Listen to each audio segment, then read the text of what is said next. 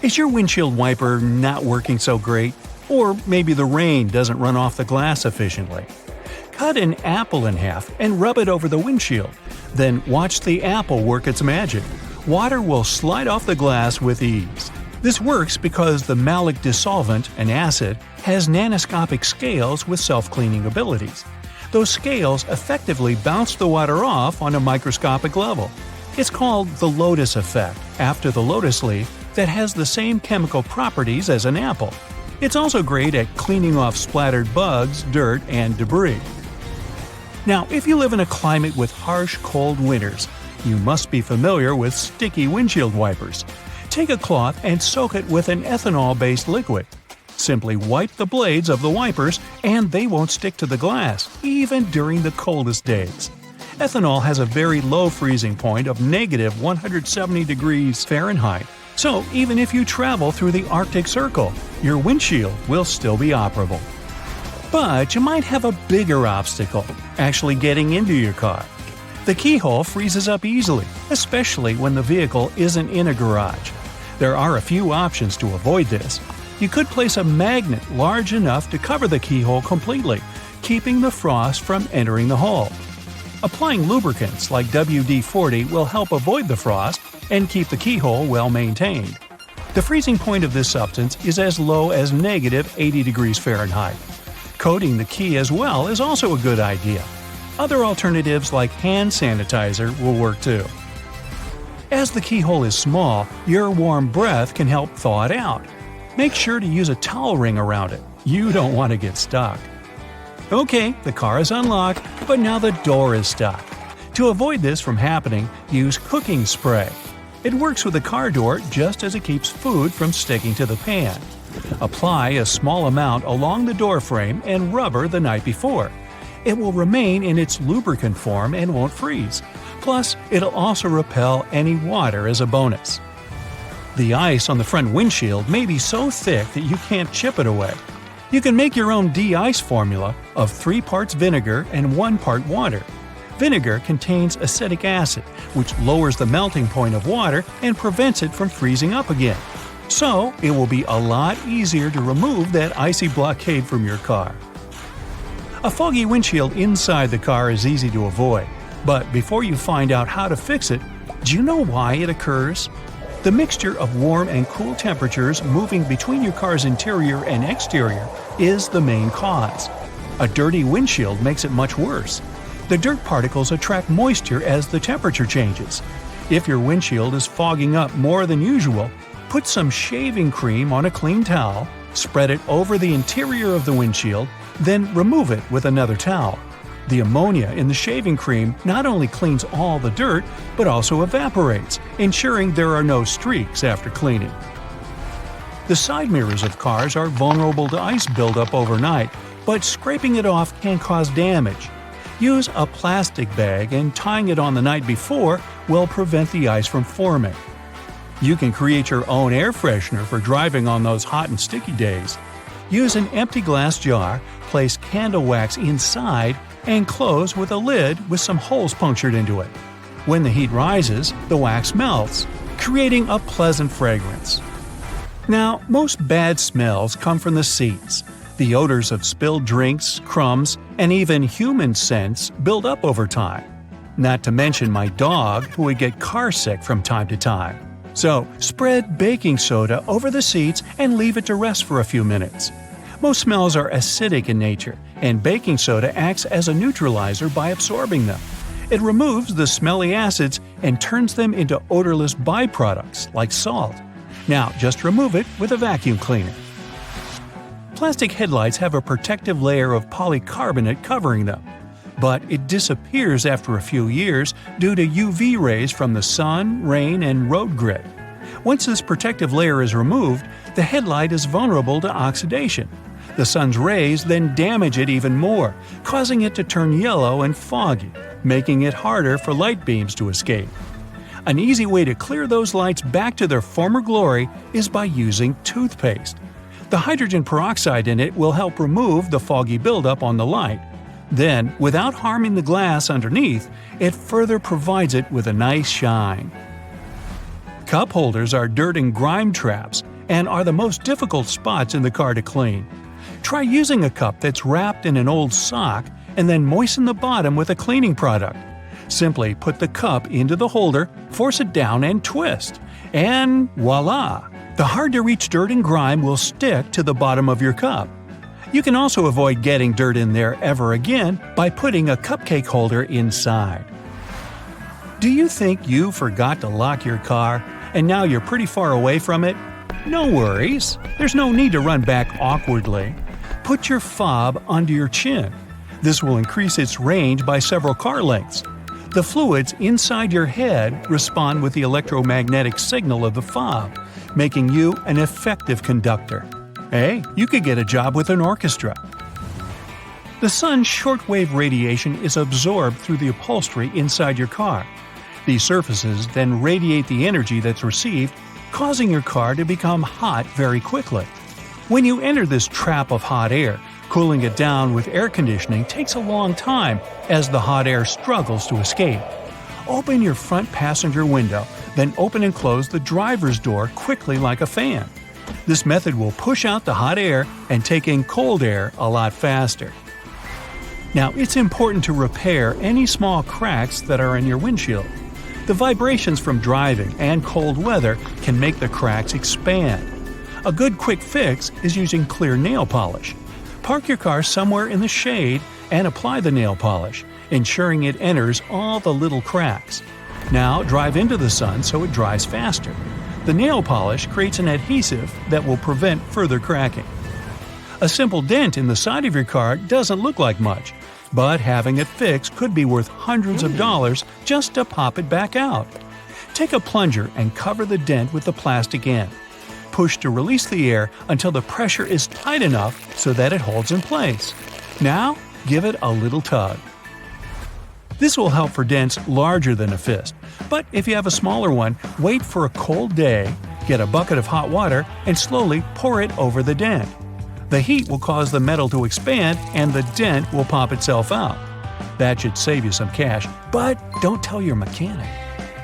Unfortunately, cars only have limited cup holders, so when it's your turn to bring the takeout, the drive back could get messy. Using your shoes can help you out. You can also adjust them to different sizes by tying the shoelaces.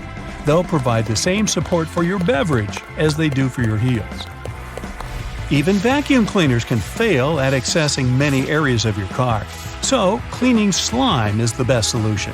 It changes into any size needed and easily removes dirt, dust, grime, and even hair. It's easy to make. All you need is 1½ cups of warm water, a 1/4 cup of laundry booster, and 5 ounces of white school glue. Mix all the ingredients in a bowl, then knead it into a ball until you have the ultimate cleaning device. Not only is it great for the car, but for all those other impossible-to-clean places that build up dust, like keyboards, USB ports, and even holes in your smartphone. Now, carefully arranging your used towels isn't the best thing to do in a hotel. You're just not helping. The general rule is, dump them somewhere like the bathroom floor or in the bathtub. Then the staff can see that they need to change the towels. If you keep them all nice and folded, the staff may just get it wrong and leave them as they are, thinking that they're still fresh.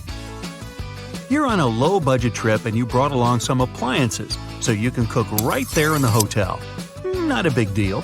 But if there's only one outlet and you want to boil some eggs in your electric kettle, maybe don't. First, you never know what capacity the outlet has. It might even set off the hotel's fire alarm. Just stick to sandwiches or something. Of course, you can boil water for some ramen noodles, but if you feel like a slice of fresh, crusty toast, never try to make it with an iron. Sounds crazy, but some people have even tried heating up their frozen pizza with a hairdryer. What happened? They ended up having to go look for another hotel and an actual restaurant. Always look for hotels that include breakfast. It's usually way more expensive to have breakfast at a nearby restaurant. Plus, you most likely wouldn't know where to go. Much better to hit the hotel's breakfast buffet: coffee, cheese, ham, toast, fruit. If you play your cards right, you'd be too full for lunch. Sometimes your hotel room's way bigger than you expected. If there are 2 beds, but you're traveling alone, maybe don't use both of them. That'll just add a bunch of unnecessary work for the hotel staff.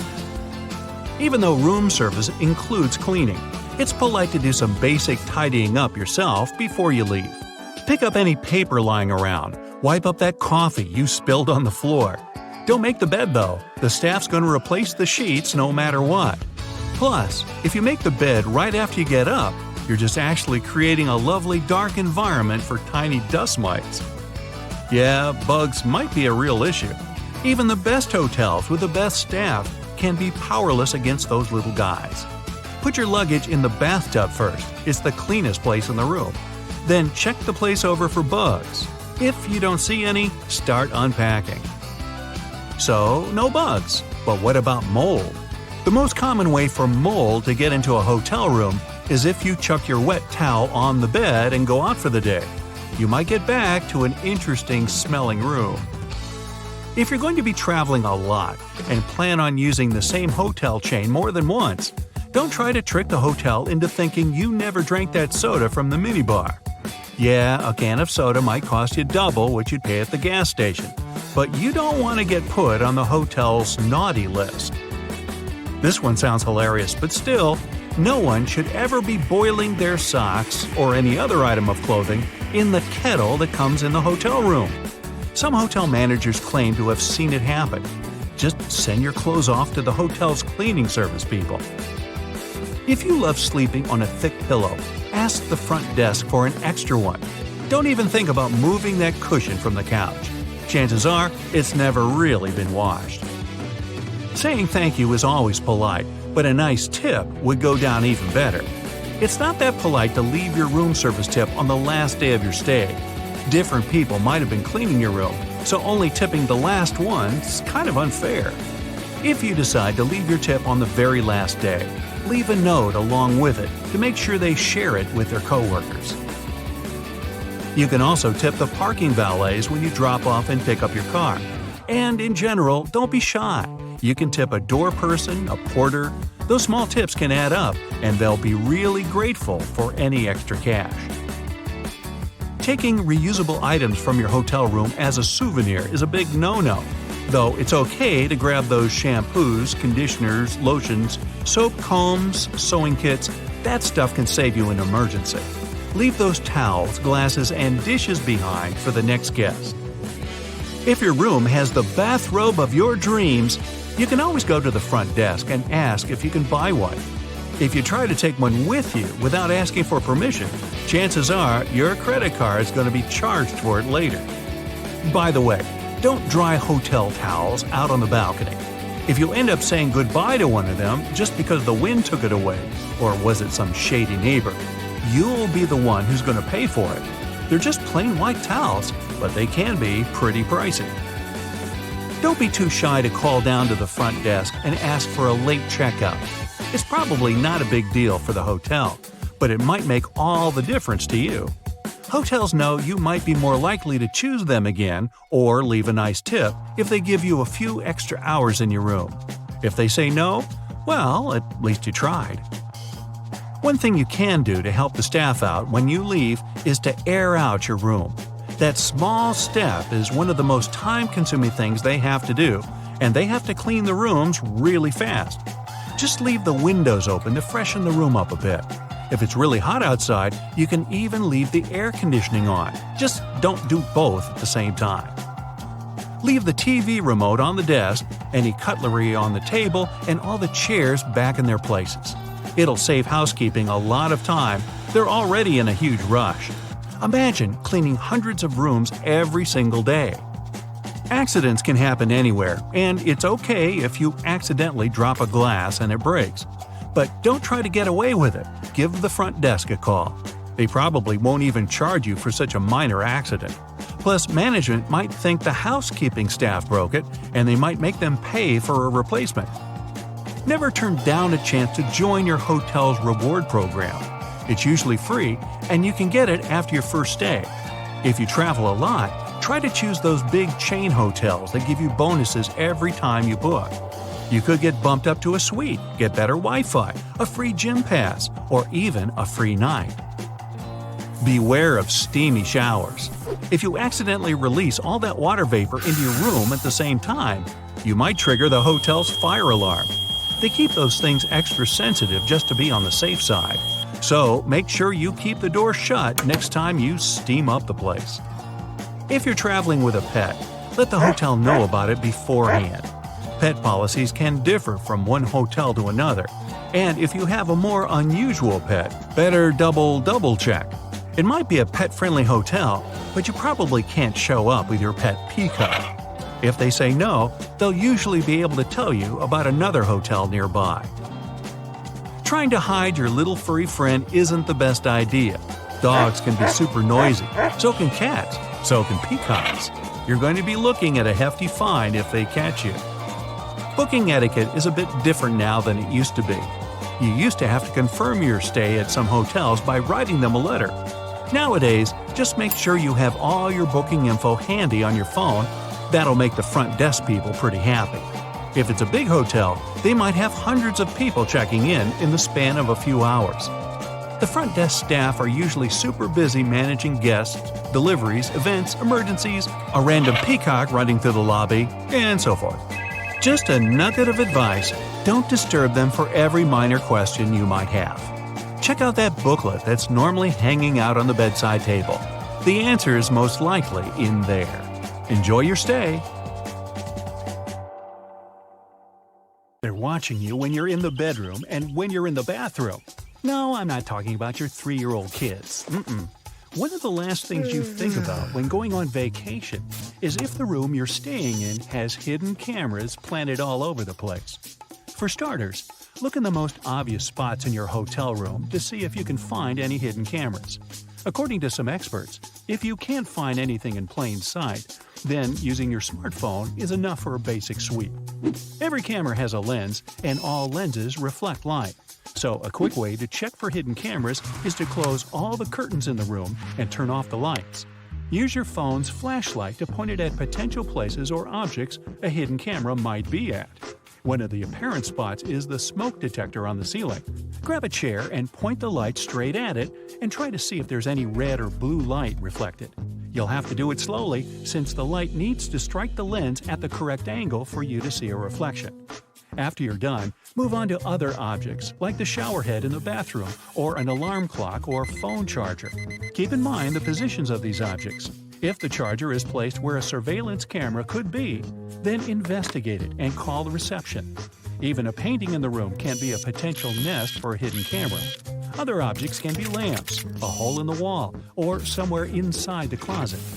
Another creepy place is the bathroom mirror. This one is tricky to spot, so you'll have to be patient when inspecting it. You can also use your phone camera to spot surveillance cameras that spy on you at night. These secret cameras emit infrared lights that the human eye can't see so that they can work at night. You'll also have to turn off all the lights and put the camera in selfie mode.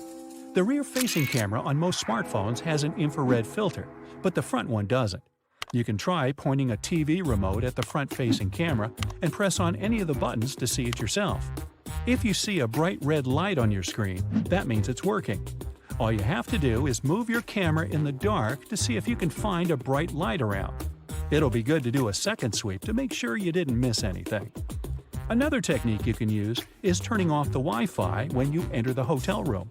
Most of the cameras are hooked up to the Wi-Fi, so they won't be functioning anymore. If you get a call from the reception saying that the Wi-Fi is down in the room, that might be a red flag. There's no reason for them to know if the Wi-Fi was purposely turned off. It could mean that the cameras are on the local Wi-Fi.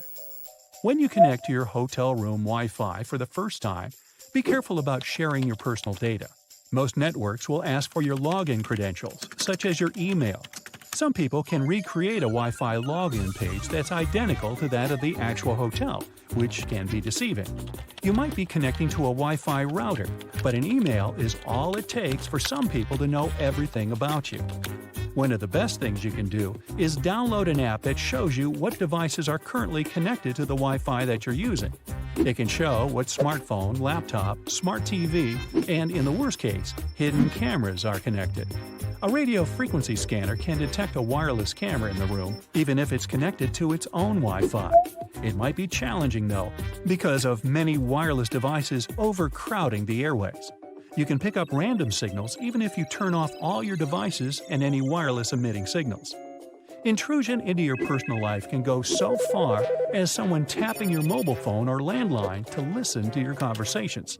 One way of eavesdropping on people's conversations is installing a microphone to a line that sends the audio wirelessly to a recorder from a remote transmitter.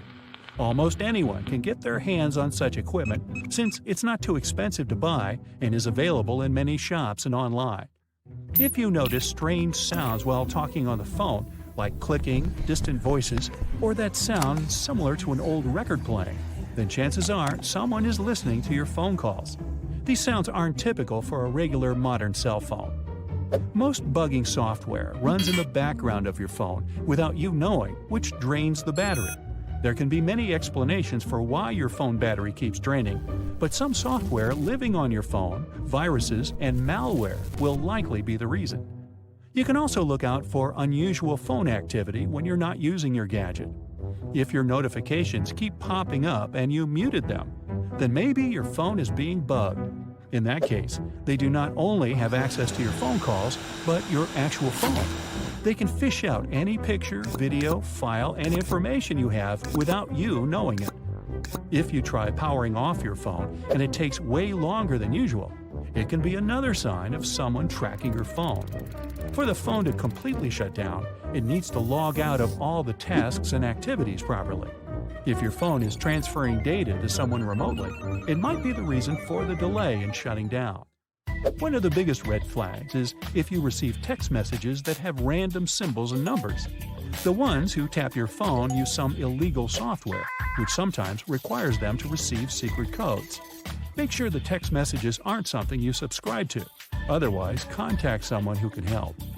If you scroll through your apps and notice something that shouldn't be there, or something that looks fishy, the app could be a disguise for a spying app. Also, check for weird history in your browsers for stuff you didn't search. You might notice your phone turning on and off randomly without you touching your phone. And worst of all, they can turn on your phone camera anytime they want without you knowing. If you feel like your phone is tampered with, then you have to factory reset everything.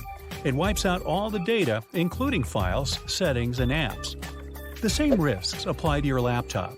Every now and then, we all click on something that seems legit, even though it acts as an access point for spyware to enter our computer software. Draining battery, overheating, and weird activity are telltale signs of your PC being infected. GPS trackers are the most common ways to track someone's vehicle. It's pretty simple to get the job done, but it's very difficult to find the trackers since they're usually planted deep inside the car. If you ever get the spooky feeling that someone could be watching you while you drive, or coincidentally see the same person everywhere you drive your car, then start searching for that tracker. The most common places are underneath the car or near the back wheels. But the person tracking your car is smart and knows what they're doing. They're not going to let you find it that easily. If you find nothing on the outside of your vehicle, then try looking on the inside. If you find something there, it's a clear sign the person tracking you broke into your car and planted the tracking device. Or it could be someone you know who took a ride with you once and slipped it in without you knowing.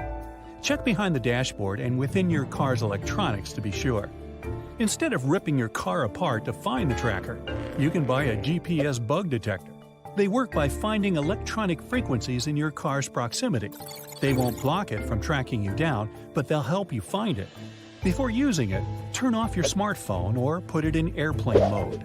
This way, the frequencies won't intercept with the tracking device. And if you feel like this isn't working, try parking your car in a remote area where nothing is in sight. Even a remote garage would do. Well, anyone else feeling a little paranoid? Let's see some hands. Well, watch out in Arizona. Make sure you don't have a sleeping donkey in your bathtub anytime after 7 p.m. This is a law made in 1924, after an incident that occurred during a flood. One merchant wasn't allowed his donkey to sleep in his bathtub. This was before they weren't attached to the floor and could easily be moved. When the town flooded on a fateful night, the sleeping donkey was carried away by the torrent. It sailed through the town and ended up in a valley 1 mile away. The donkey was stranded in the tub, floating helplessly. The town gathered and eventually saved the poor guy. But it took a lot of effort and resources during the rescue. They quickly made a new decree: there will be no more donkeys sleeping in bathtubs. So there. Now in Samoa, if a husband forgets his wife's birthday, he can be reported to the authorities by his partner. After the first incident occurs, a formal warning is issued. It would not be expected that he would set enough reminders for the following year not to forget. But if he does disregard the date again, he must go through a series of intense interviews to determine why he could forget such an important date. Depending on the defense of his forgetfulness, he can even face serious consequences. Just wait till he gets home. Alright, going back to Arizona. Here, you need a special permit if you want a saguaro cactus removed from your property. Taking it away without authorization could find you behind bars for up to 3 years. These cacti can live up to 200 years, and the reason why such strict conservation efforts are in place is that it can only produce seeds at the age of 35. You find yourself along a beautiful beach in Italy, along the coastal town of Eraclea. And of course, you've brought a bucket. Just don't make any sandcastles with it. They've been declared a dangerous trip hazard along the beach. So, on this beach, leave your bucket at home. Otherwise, you could face paying a fine of up to $250. When you're driving along the road or hiking through the woods in the USA, you might see a strange purple mark painted on a fence, pole, or even a tree. Throughout several states, these markers are advising not to trespass on private property. They're using the paint instead of the normal warning signs, as it's a cheaper alternative that lasts longer. It's been implemented at different times over the past decade in 15 states, and it's expected to continue to spread to others. So be sure to keep a sharp eye out for these markers. One day, the authorities of Singapore noticed that about $150,000 a year are spent to clean chewing gum. And it wasn't only under chairs and tables. They found it in critical areas on subway trains, which affected their sensors, causing delays. So, in 1992, gum was officially banned. The law has become more lenient toward tourists, with only small amounts allowed into the country. And dentists can also prescribe it to their patients for dental hygiene.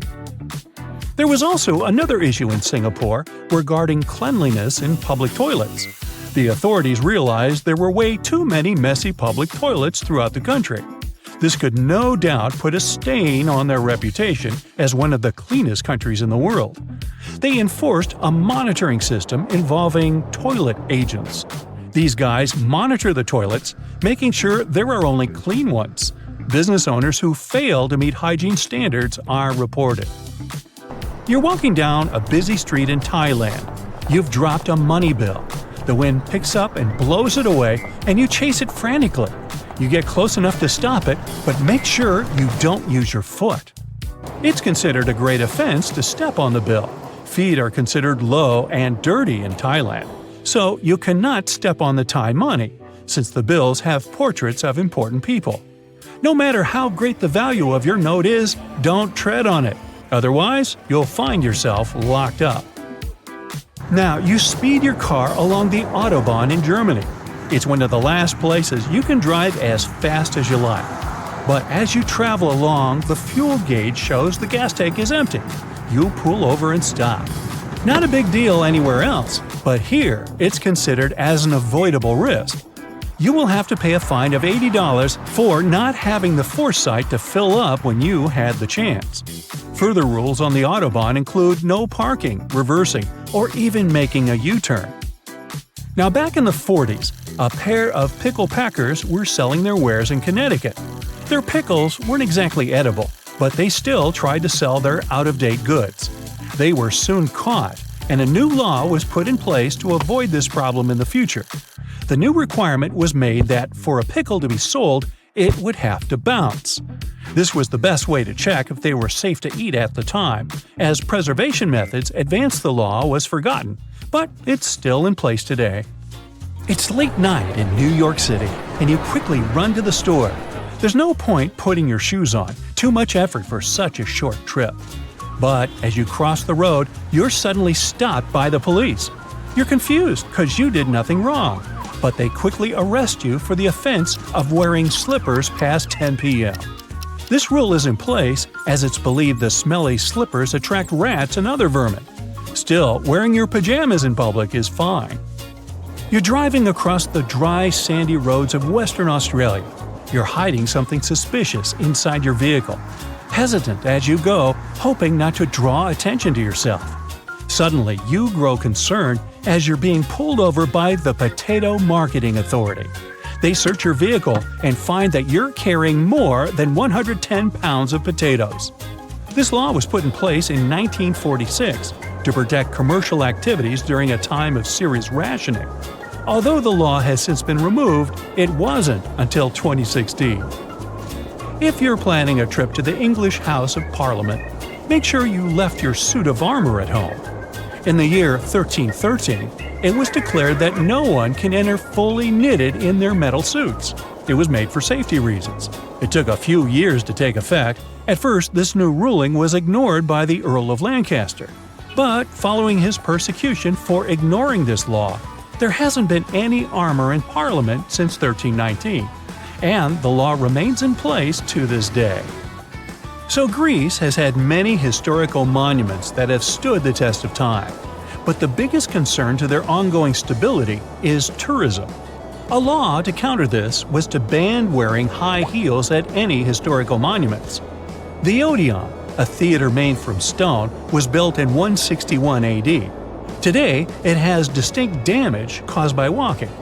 Amongst the damage, they also found 60 pounds of chewing gum between the crevices, so food and drink are also banned, along with pointy shoes.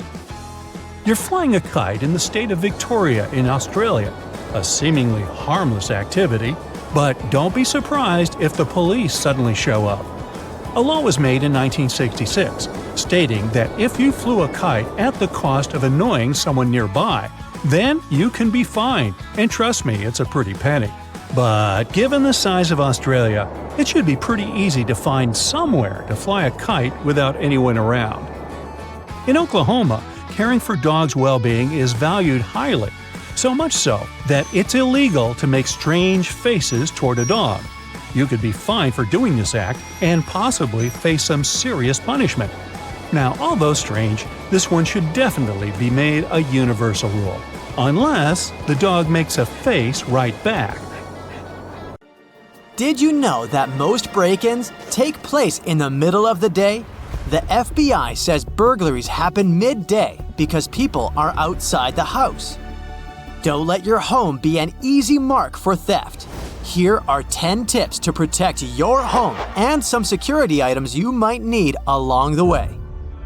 Number 1 on our list is portable door locks. They aren't just designed for regular houses. Let's say you stay in a rented house where other guests also come and go. You can carry one of these portable locks with you. Many rooms have secondary locking mechanisms besides the regular lock, like security chains attached to the door, but you shouldn't always rely on them. These mechanisms are only held by screws. It means they're easy to dislocate. There are many portable lock models, so what should you look for? Ease of use is the key for installation and removal in case of emergency. Most inward swing doors are suitable for these items. Add-A-Lock is a good example. You can find it on Amazon. It's fairly inexpensive, has a versatile design, and most importantly, comes in one piece. It takes seconds to upgrade your safety. You insert the claws into the door strike plate and then close the door. It'll be held in position with a handle. There you go.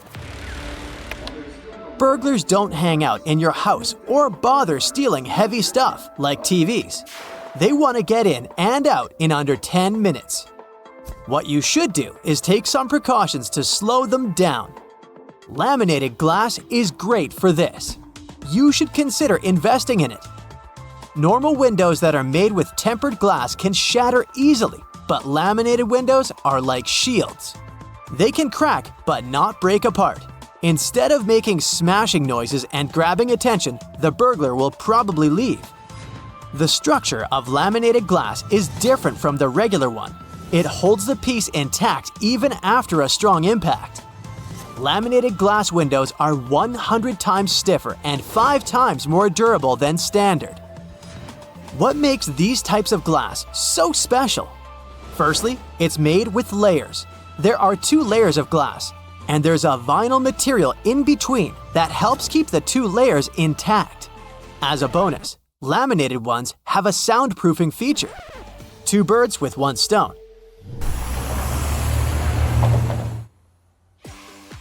The interlayer absorbs some of the outside noise. It's glass after all. Aren't we going to see the vinyl layer? That might be the question that popped into your head. Nope, laminated glass is transparent, just like other types. Enjoy the crystal clear views while staying safe. I would say, but unfortunately, it's expensive to get these specifically manufactured burglar-deterring glasses. You can have professionals install a laminate film onto your standard windows. Or you can even buy security film. They all work according to the same principle. But obviously, these alternatives cannot be as strong as the laminated glass itself. The next few tips come from an ex-burglar, Michael Fraser. Now he's giving bits of advice on how to protect from theft. His first tip is quite interesting. Don't put a "Beware of the dog" sticker if you have a dog. If a dog can walk around the house without triggering the alarm, so can a human. This is the way burglars think. Plus, many dogs get friendly in a short time unless they're specifically trained to catch strangers. Otherwise, they can easily be put in a room and, well, you know the rest. Bye-bye to precious items. Advertising your house for sale online is a standard procedure to attract potential buyers, but also thieves. With your innocent pics, burglars can have floor plans with virtual tours. They can easily spot the entry and escape routes. Sounds like a perfect plan to rob a house. Number 5 is buying a home security system. It helps prevent thefts and notifies you if that happens. According to the data, homes without a security system are almost 3 times more vulnerable to break-ins. There are numerous ones to choose from. Some are pricey, but luckily, there are affordable options too. You don't even have to call professionals. This do-it-yourself security system from Amazon is an example of a budget-friendly gadget with useful features. These types of devices are designed to be easy to install. You'll be guided through an app for the software and for the product itself. Bonus, you won't have to deal with screws, tools, or drilling. They have fast emergency dispatch that can notify the authorities if you say so. Since it's easy to set up, it's perfect for short-term residents too. Remember I mentioned that if a dog can walk in the house, so can a thief? Well, technology is not in favor of thieves. These types of devices can now detect intruders and be friends with your pet. The sensors can be put in the window, doors, and corners, but still be adjusted to avoid fake alarms by the pets. Another device to add a layer of protection to you, especially in shared residences like dorms, is a doorstop alarm. These devices are very compact, so you can put them in your luggage and take them on your dream vacation. You can use it in your daily life. A doorstop alarm can be used on any door as long as you place it inside. It works as a door wedge, but it keeps the door closed. How does it work? When the alarm is triggered, it will keep the intruder outside the door and activate a noise alarm. It can wake the owner of the house or neighbors. This one, again, can be easily found on Amazon. Ex-burglar Michael also recommends thinking like a thief. Ask yourself, how would I get in? It's a great starting exercise for discovering vulnerable spots. Walk around your home. Is there a window that can be easily opened? Oh wait, is it your laptop on the desk that can be seen from the street? Speaking of the street, if you buy a new electronic device like a TV or a computer, don't leave the empty cartons displayed near the trash container. This looks like an invitation to thieves. They will know that you have expensive electronics inside the house. Instead, break down the cardboard boxes and then put them away for recycling. Unfortunately, first-floor windows are entry points in 23% of home break-ins. To prevent this, you can purchase a wireless alarm kit. When it comes to the front door, installing a double-key deadbolt can be a solution. Similarly, motion sensor lighting does the job. Do you have blind spots around your home? Upgrade to a security camera with night vision. If you want to see what's happening inside your house rather than outside, you can get one of these cool security gadgets. Orbi Robotic Mobile Sphere is like a ball, but it has a camera inserted in it. It doesn't have a limited view. Imagine you're at the office and want to play with your dog. Your 4-pod best friend can chase the ball at home while you're away controlling the device. Okay, we're here to save your house from burglars, so I'll leave fun pet toys for another video. Here is a shocking truth about fences. Most people believe that fences are like guardians protecting their property. Sorry to break it to you, but even tall and solid ones aren't as secure as you believe. The #1 rule of a thief is not to be caught. And if they broke into a house with fences at night, they'd be perfectly covered. Your neighbors can't see who that person is. Unless they have X-ray vision. The fences should be hard to climb. One of the points of having a fence is privacy. But I'm just saying metal, wire, and picket fences are harder for intruders to fly in. So, we cracked the burglar's code. Implementing the tips on our list might help you discourage and prevent burglary and keep you safe. Did you experience such unpleasant incidents? If so, do you have any other tips for fellow Brightsiders to watch out for? Neighborhood watch plans are a fantastic way to get your community looking out for each other. If you're going on a Christmas getaway, ask your neighbors to keep an eye on your place. They can do this through simple activities like moving your letters from the mailbox or turning on a light once in a while. This can make it seem like your house is busy. Not only does this reduce the risk of unwanted guests, but some insurance companies might even cut you a deal if you're part of a local plan. That extra money could come in handy for Christmas presents. Just saying. Burglars also need to get pretty creative during the holiday season, too. There have been cases of crooks melting locks on doors, windows, and sheds. It sounds a bit extreme, but it can happen. Make sure your locks are working, more so during this time of the year. Also, think about installing wood or steel composite doors that won't be as easily damaged. Store your car or spare house keys somewhere safe, away from curious eyes, in case any unwanted guests come knocking. Another good idea is to mark your stuff. That's because burglars hate personalized items. If your belongings have your name, phone number, or address on them, they're a tough item to sell. Plus, it's easier for law enforcement to spot your things. So, whenever possible, put your personal touch on your valuables through carving or embroidery. It will also increase the odds of your goods finding their way back to you in case they get taken away. Here's another smart way to make it seem like you're home while you're out and about if you can't rely on your neighbors. Use timers for your lights and leave the radio on. You can even leave an ironing board with a pile of clothes nearby to make it look like you just stepped out. Just remember to turn the iron off. During this time of the year, your vehicle needs some extra care too. With people out shopping for Christmas presents and stashing them in their trunks, those cars become prime targets. Never leave your car alone with your Christmas haul inside. Always park in a well-lit spot or on a driveway to scare off opportunistic thieves.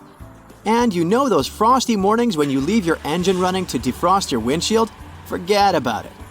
Leaving your car unattended with the keys in the ignition is pretty dangerous. Most of us think that a beware of dog sign is a good way to keep unwanted strangers at bay, but during the day, it can actually signal that there's no alarm set around your house, since dogs can trigger sensors unnecessarily. Burglars might think it's an opportunity to sneak in. So if you don't have a guard dog, maybe reconsider that sign. However, you might want to set a free guard dog skill on Alexa. You can remotely activate it to make a barking and growling dog noise. That should make anyone think twice about breaking in. Browsing through received Christmas cards at the end of the year is pretty special. Burglars love it too, more so when you toss the envelopes in the bin. It's their free pass to all sorts of personal information about you and your family. Make sure to rip up any piece of paper or packaging before taking them to the trash. Also, if your floor is a mess of cards and letters, it's a clear sign to burglars that you're not home. You might want to get a cage for your letterbox to hide your mail and prevent letterbox fishing. If you're heading out of town for the holidays, it's also a good idea to tidy up your house before departing. Leaving suitcases and bags out signal your house might be empty, so it may become an easier target. Hide them under the bed or in the garage before leaving the house. Also, think about your family calendar. If you've got your birthday dates displayed where outsiders can see them, you might be in for an unpleasant surprise visit. Try to switch to online calendars. They're easier to be kept private. I know, we all want our Christmas trees by the window for that picture-perfect, cozy look. But the problem is, it also gives thieves a good look at your presents. Lights on your tree can also tell them if you're home or not. So maybe use a timer for the lights and change it up every day. And don't forget those stockings. Keep them out of sight. You can close your blinds upwards as well to make sure people aren't spying. Waiting until the last minute to wrap your presents can be pretty stressful by itself. It's not the safest move when it comes to your security either. Unwrapped gifts are the perfect surprise for burglars because they can see their value up front without having to unwrap them. Try covering each one individually and skip the gift bags. Burglars usually make their escape on foot, so they'll steer clear of the bulky bags. Once you've unwrapped your presents with your friends and family by your side, make sure to store your new stuff somewhere safe. If you've had your Christmas vacation booked for some time, you might be excited to share your holiday joy. Just like you might be excited to share this video with your friends, which you totally should. But be mindful about oversharing personal information on social media. Posting pictures of your expensive dinners abroad can tip off potential thieves that your home is empty. Use your privacy settings wisely and be careful who can see your posts. Buying alarms and motion sensors for the darker corners of your home is also a great idea, though it does take a bit more planning and financial investment. However, the average cost of a burglary is on average about $3,000, so consider making the investment. Don't underestimate those doggy doors and cat flaps. Some people might even be able to sneak into your house through the bigger ones. And while CCTV is great, burglars tend to be sly. They will themselves monitor your house for a while, looking for patterns and potential hiding spots, like bushes or dark areas. Plus, during the holidays, they'll be on the lookout for missing cars as a sign that a house is vacant. It's not just your house or vehicle that needs protecting. When you're out shopping, try to stick to daytime if you can.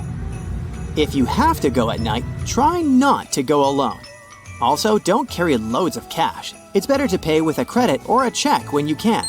If you do have cash, though, keep it in your front pocket. It will be easier to monitor. If you lose your credit card or notice anything funny going on in your banking app, call the credit card company right away. To buy presents in advance to avoid overloading yourself with bags, you need to see where you're going and move freely to avoid accidents. Even better, switch to buying gifts online. Just make sure to stick to reputable websites. They'll take better care of your personal information. If you do have to get some stuff from the local mall, for instance, watch out for strangers who might approach you. Especially around this time of year, scammers might try to distract you and steal your valuables. During the holiday season, you might get all jolly and let more people into your home, especially if you're planning to host larger parties. Be mindful, though, that some out there might pretend to be friendly neighbors bearing gifts just to sneak a peek at your house and valuables. Keep an eye out for uninvited visitors, especially if they seem a bit off. If you're heading out but need someone to water your plants, feed your pets, or handle your curtains, don't be tempted to hide spare keys in plain sight. It's more obvious than you think. Burglars are clever and they know all the usual hiding spots, like under flower pots or on top of door frames. Instead, give those spare keys to someone you trust, like a family member or a neighbor. A slice of cheese isn't something you'd expect to find on your parked car. As hilarious as it seems, it might indicate something quite dangerous. One woman detailed such a story online. At first, she thought she had been pranked by some neighborhood kid. She decided to call a friend and ask for help with cleaning the car. But once the two ladies started removing the melted cheese, they noticed something strange 2 parking spots down from them. They remembered seeing a white van arriving. In it, there was a bunch of men staring at them. Since she wasn't alone, the woman decided to finish cleaning the car, even though the ladies didn't feel comfortable being watched. It took them almost an hour to scrape off the cheese that had already been melted under the heat of the sun. She did wonder, though, if this wasn't a tactic to rob a person, because most people would be so focused on cleaning up the mess on their car that they would be too distracted to keep an eye on their belongings. Or worse, what if it was a kidnapping strategy, since you wouldn't be able to see suspicious people coming at you in due course? She went on to recommend, if you ever see a piece of cheese on your car, just leave it. Your safest bet is to scrub it off at home, or to take your vehicle to the nearest car wash. They'll know the best way to remove it without ruining the paint. The slice of cheese may have easily been a coincidence, but some scams out there are even more imaginative. If you notice a piece of clothing on your windshield or wrapped between your wiper blades, don't hurry to take it away. Again, it can be strategically placed there to distract you while your car gets taken away. The best option is to drive away as quickly as possible and get to a safe location. It should be well lit and populated. Then you can safely remove the objects placed on your car. Some people have even found money under their wipers. It was probably placed there with the same intent in mind. Here's a method some people swear by when it comes to decreasing the odds of getting your car snatched away. Keep the tires turned toward the curb when parked. That's because when your car wheels are positioned like that, thieves are less likely to be able to maneuver the vehicle. This way, your car will require more time and energy to be moved, and it will less likely become the focus of theft. Another woman remembered finding a napkin under her car door handle at one point, but at that time, she didn't think much of it.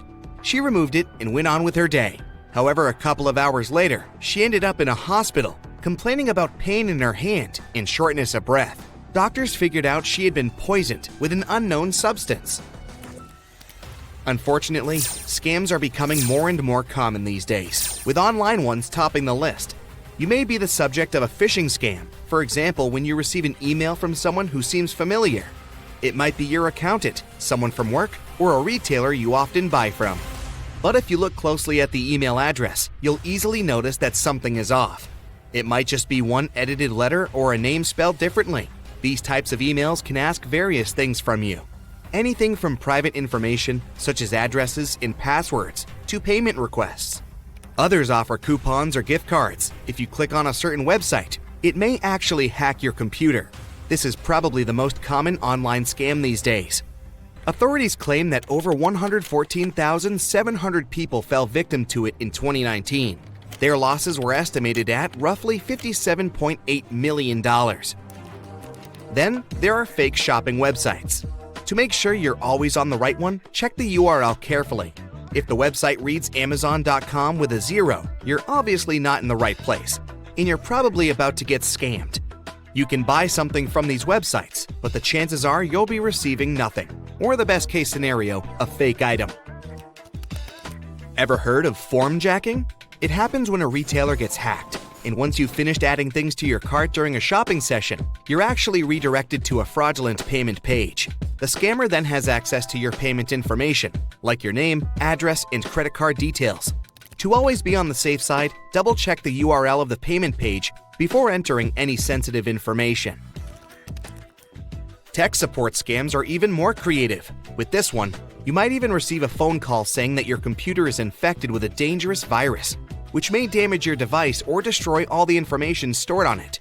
The scammer may then ask you to download an application that will give them access to your computer, even if they're located on the other side of the world. Then they'll download an actual virus on the computer to confirm their lie. It makes people think there's indeed something wrong with the computer. The next and final step, asking for a fee to fix it. If you suspect your device might be compromised, always reach out to a trusted tech support or retailer. These types of businesses will never contact you out of the blue. This scam tends to appeal to people's emotions, targeting mostly the older generation. That's why it's also dubbed the grandparent scam. The targeted senior will most likely receive a phone call from a distressed person, claiming they're a grandchild or a close relative. The fraudster will then proceed to ask for money for various things, like to get out of jail, to be able to leave a foreign country, or to cover a hospital bill. Grandparent scams are really on the rise these days. In 2017, the losses from such scams added up to $26 million. But in 2018, they almost doubled, reaching $41 million. If you find yourself in a similar situation, try not to act immediately. Ask the person for some information that could help you verify their identity. Also, it might be a good idea to double-check with another family member before sending money to a stranger. The Google Voice scam is as easy as it is efficient. For scammers, of course. Here's what you should look out for. You might have posted your phone number on some website for various reasons. Maybe you're looking to sell something or offering to perform a service. The fraudsters will pick up on this information and rapidly call you, asking to verify if you aren't a scammer yourself. Talk about reverse psychology. You'll be asked to pass on a Google verification code.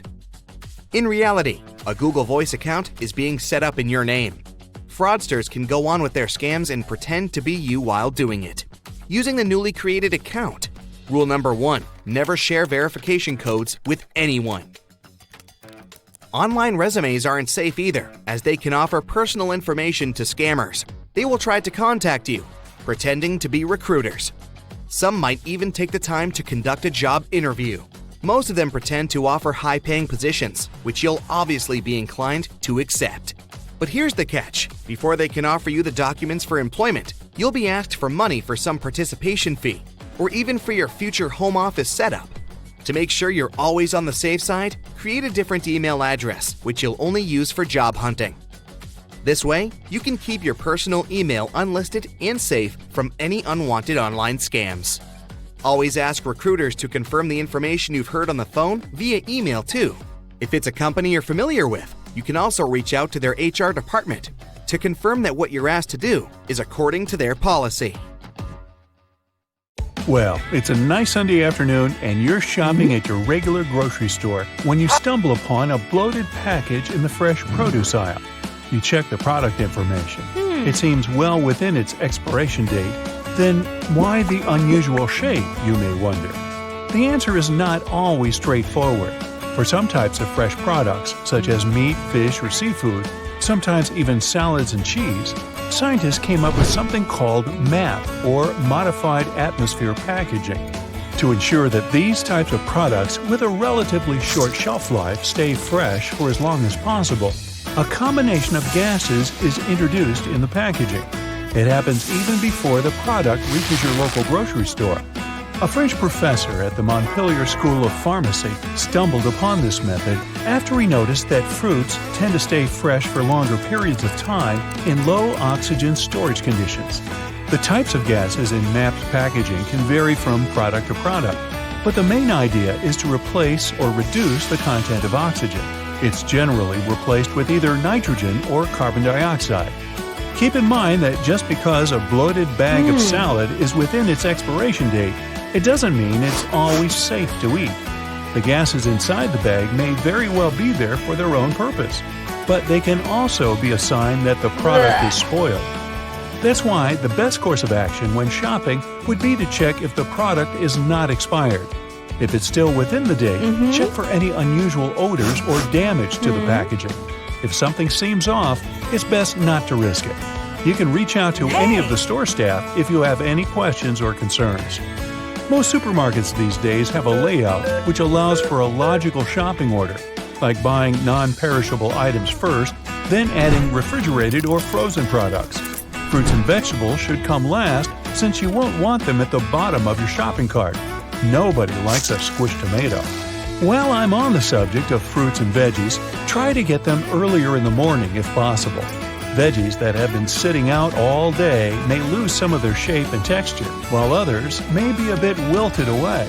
Quick tip on waste management: never buy more produce than you intend to use in a week. Most fruits and vegetables don't even last that long, so it's best not to give in to cravings. Shopping on a full stomach might help with that as well. just as much as going shopping with a pre-made list of things you need to buy. Thoroughly inspecting the package of every product might save you some hustle later as well. Refrigerated products need to feel cold to the touch, whilst frozen ones need to be solid and with no sign of leaking. When you get home, make sure you refrigerate all the necessary items as soon as possible. Generally, they shouldn't be out of the refrigerator for more than 2 hours. Otherwise, their quality won't stay the same. Buying potted herbs from the grocery store may not be the first thing on your list, but it's surely something to consider. Not only are they available for a fraction of the cost, but they're also easy to grow and take care of.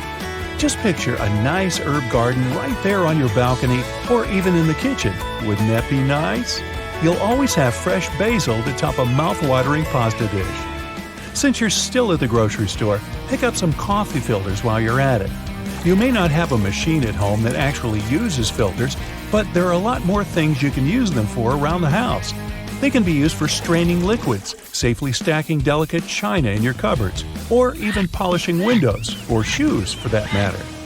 If your favorite fruits and vegetables are on sale, but buying large quantities would mean they'd go to waste, consider freezing them. You can stock up on items for smoothies, especially for the colder season when there are limited options for fresh fruits.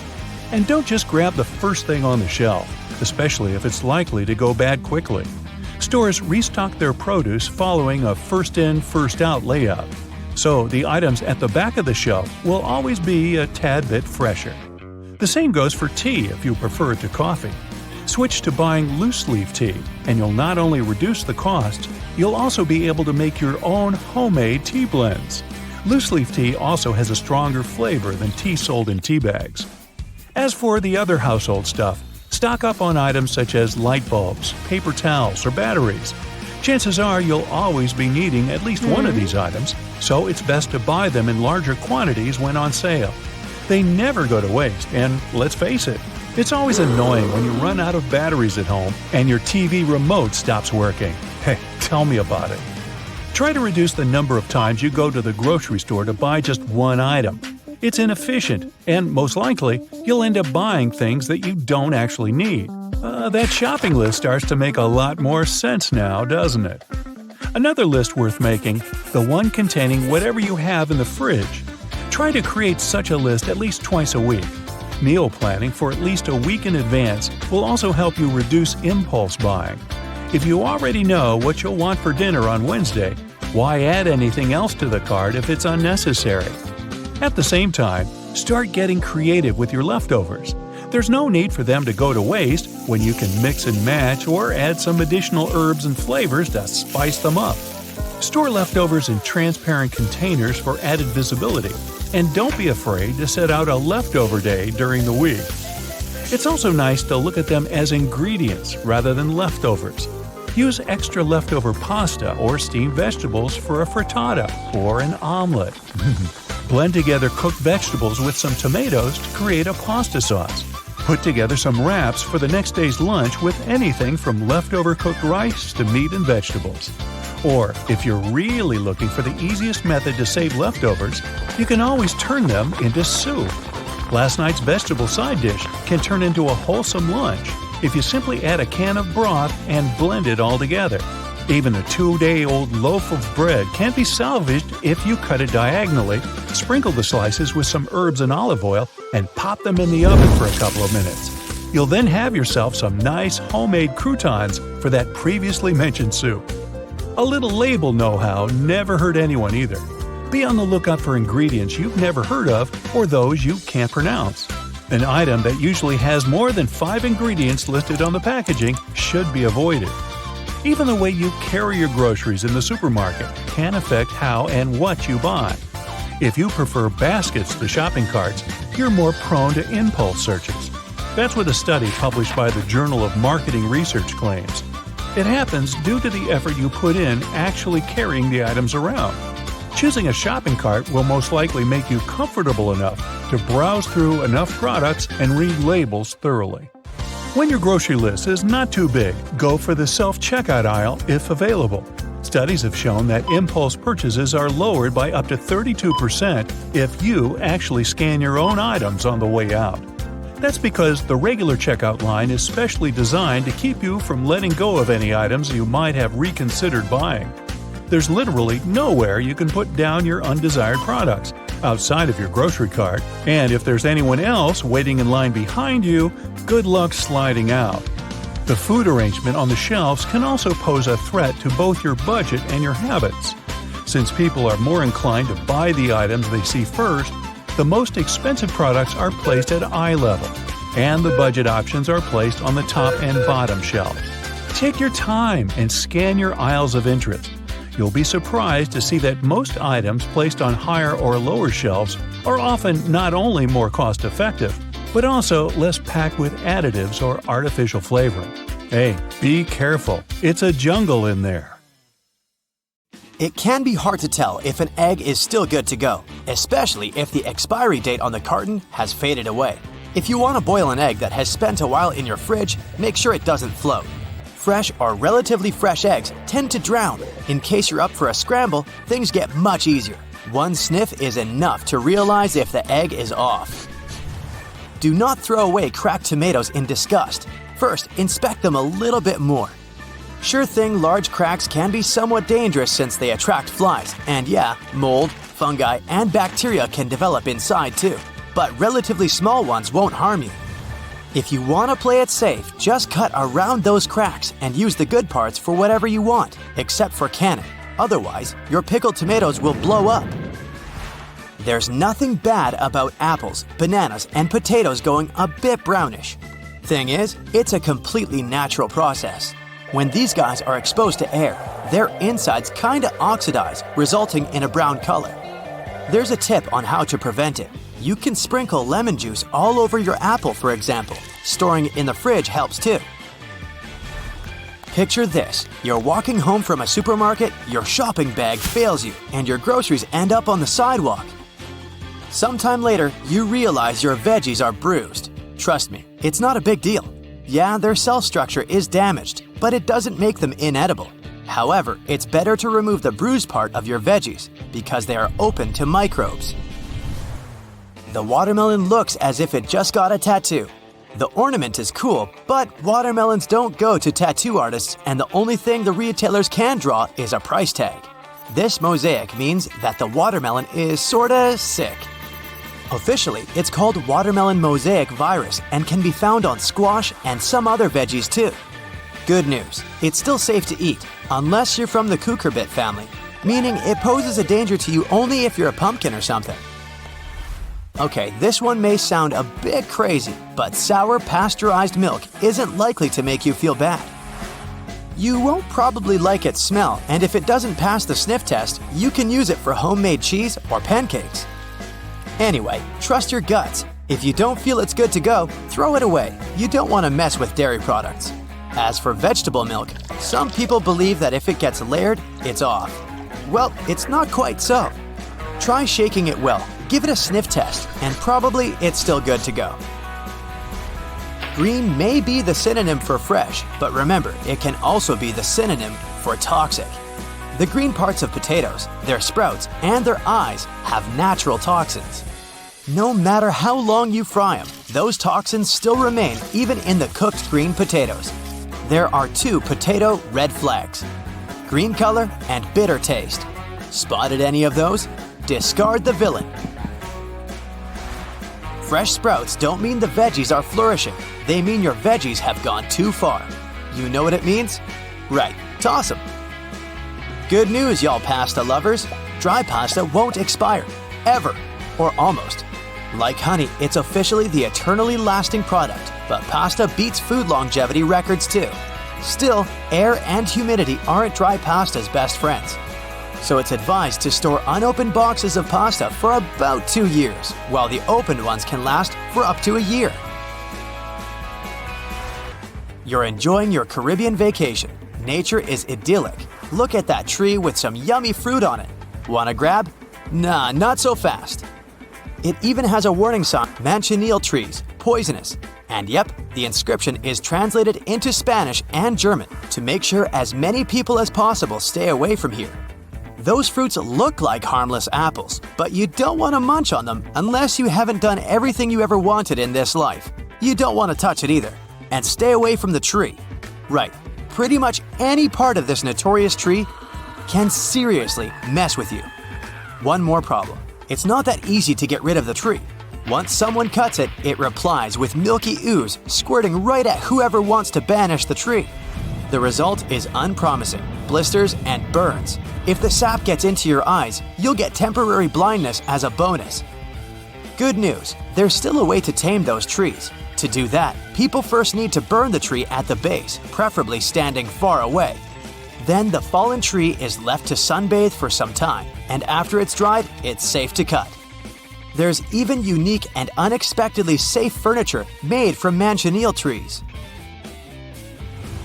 This is a football, and this is a football fruit. The first one can harm you if it hits you right in the head, but the second one is a bit more dangerous, even though it seems harmless.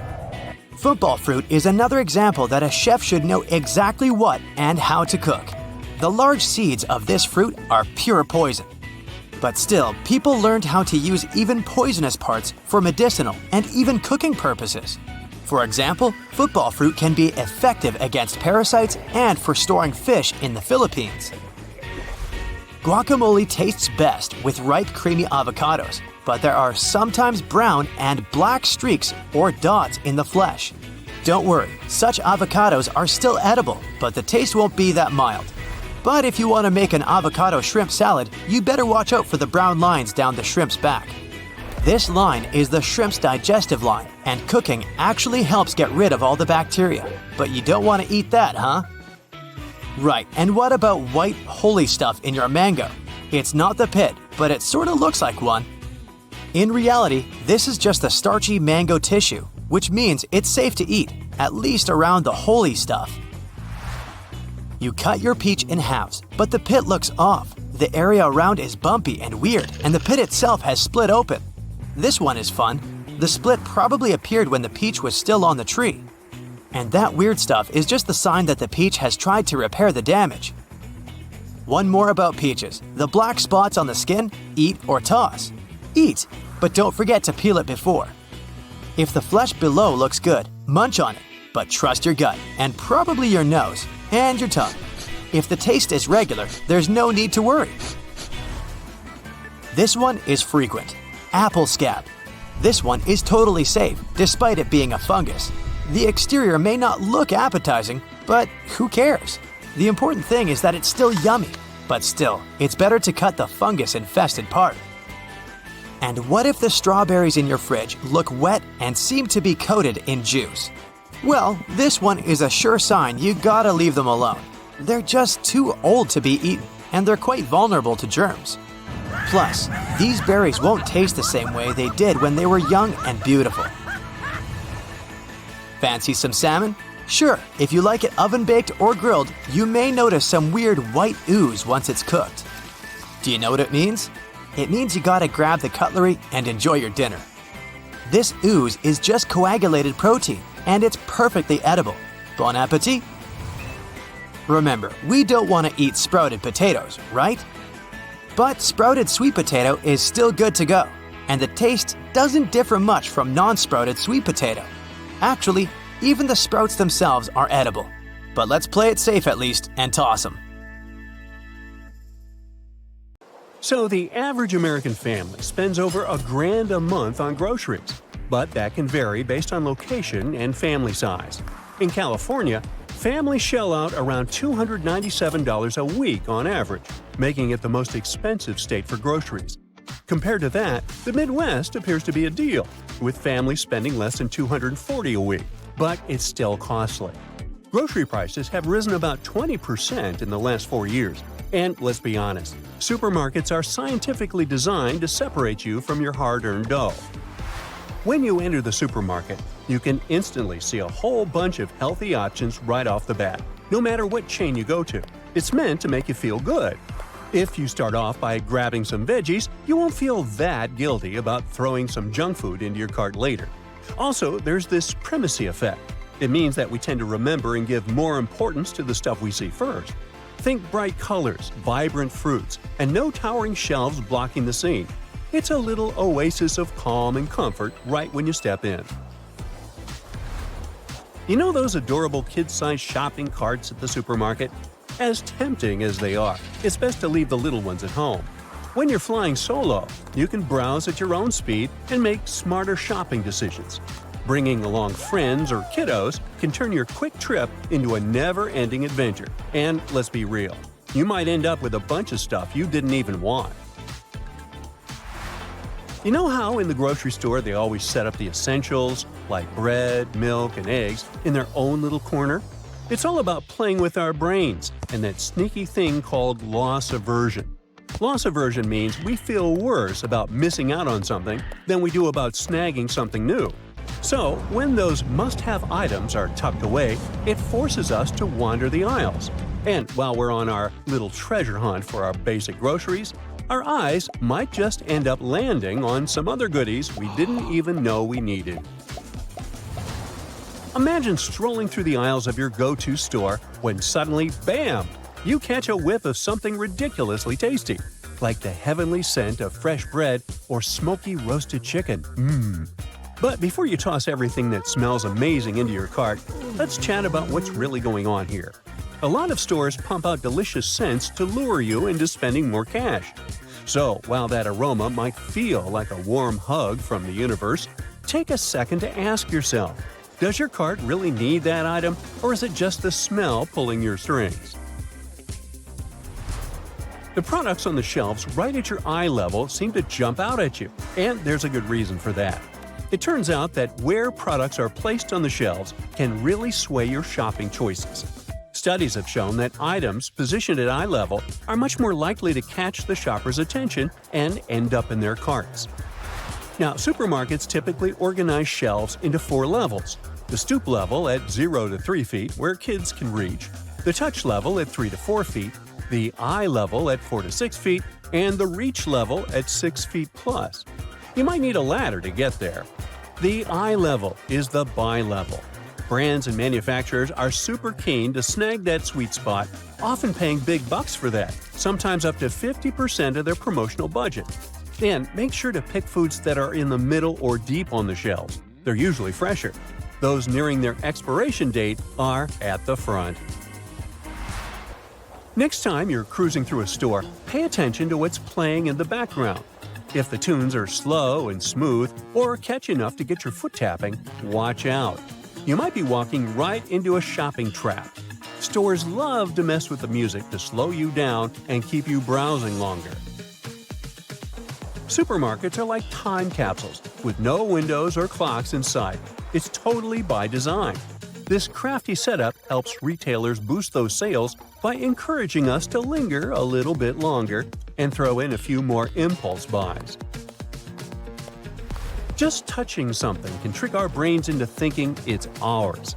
That's why you've got to tread lightly when you're out shopping. Don't go fondling everything unless you're ready to adopt it. You could end up falling head over heels for that adorable stuffed animal or that sweet-smelling candle you don't need. So, a little advice: keep your hands to yourself until you're ready to say, "I do." End caps are the best when it comes to grabbing attention. Retailers play the mind game with shoppers, using a little trick called cognitive heuristics. You've probably noticed those colorful and flashy end cap displays that seem to scream, "Buy me!" These displays tap into the availability heuristic, making you think that whatever's featured on that end cap is super popular or top-notch quality. It's no surprise that a survey found nearly 44% of people remember getting sucked in by those end caps, with almost half of grocery stores decked out in these attention magnets. Nothing is free in this world, not even those small ham samples you're offered in a supermarket. Here's how it works. Once you pop that scrumptious sample into your mouth, they've got you. You'll probably be itching to grab a whole package of whatever tasty treat they're serving up. Say goodbye to your money. Most grocery stores are designed to nudge you to the right when you stroll in. But hey, why not be a bit of a rule breaker and head left instead? Your wallet will thank you. You see, our brains are wired to take things in from left to right, like when we read. So when we force ourselves to break that habit by veering right, it messes with our thinking. This little brain hiccup can lead to those sneaky impulse buys that can drain your cash. Shopping carts at the supermarket are clever. They can play a little mind game called anchoring and adjustment with us. Basically, we humans have this habit of letting the first bit of info we get, the anchor, steer our choices down the line. So, when you use a big cart, that cart size becomes your anchor. It's like your brain is saying, "Hey, look at all that space, let's fill it up." This can lead to this thing called shopping momentum, where you just can't help but toss more items in, often ending up spending way more than you planned. Ever notice those misty sprays in the produce aisle? They make fruits and veggies look all fresh, but that water can actually speed up the rotting. So, when you get home, don't forget to give your produce a nice little towel dry to help it hang around longer. You know when you see a price tag that says $1.99 and it feels better than seeing a whole $2? It's called the left digit effect. It's a little quirk in our brains. We tend to read prices from left to right, and the first number we see packs a punch when it comes to how we feel about spending our cash. So, these 99-cent things trick our minds into thinking we're scoring a much sweeter deal, even though it's really just a penny difference. Another trick supermarkets like to use is something like 10 for $10 sales. However, this promotion doesn't always mean you gotta buy 10. Sometimes it means the price per piece is $1. So make sure to always read the fine print and only buy what and how much you really need.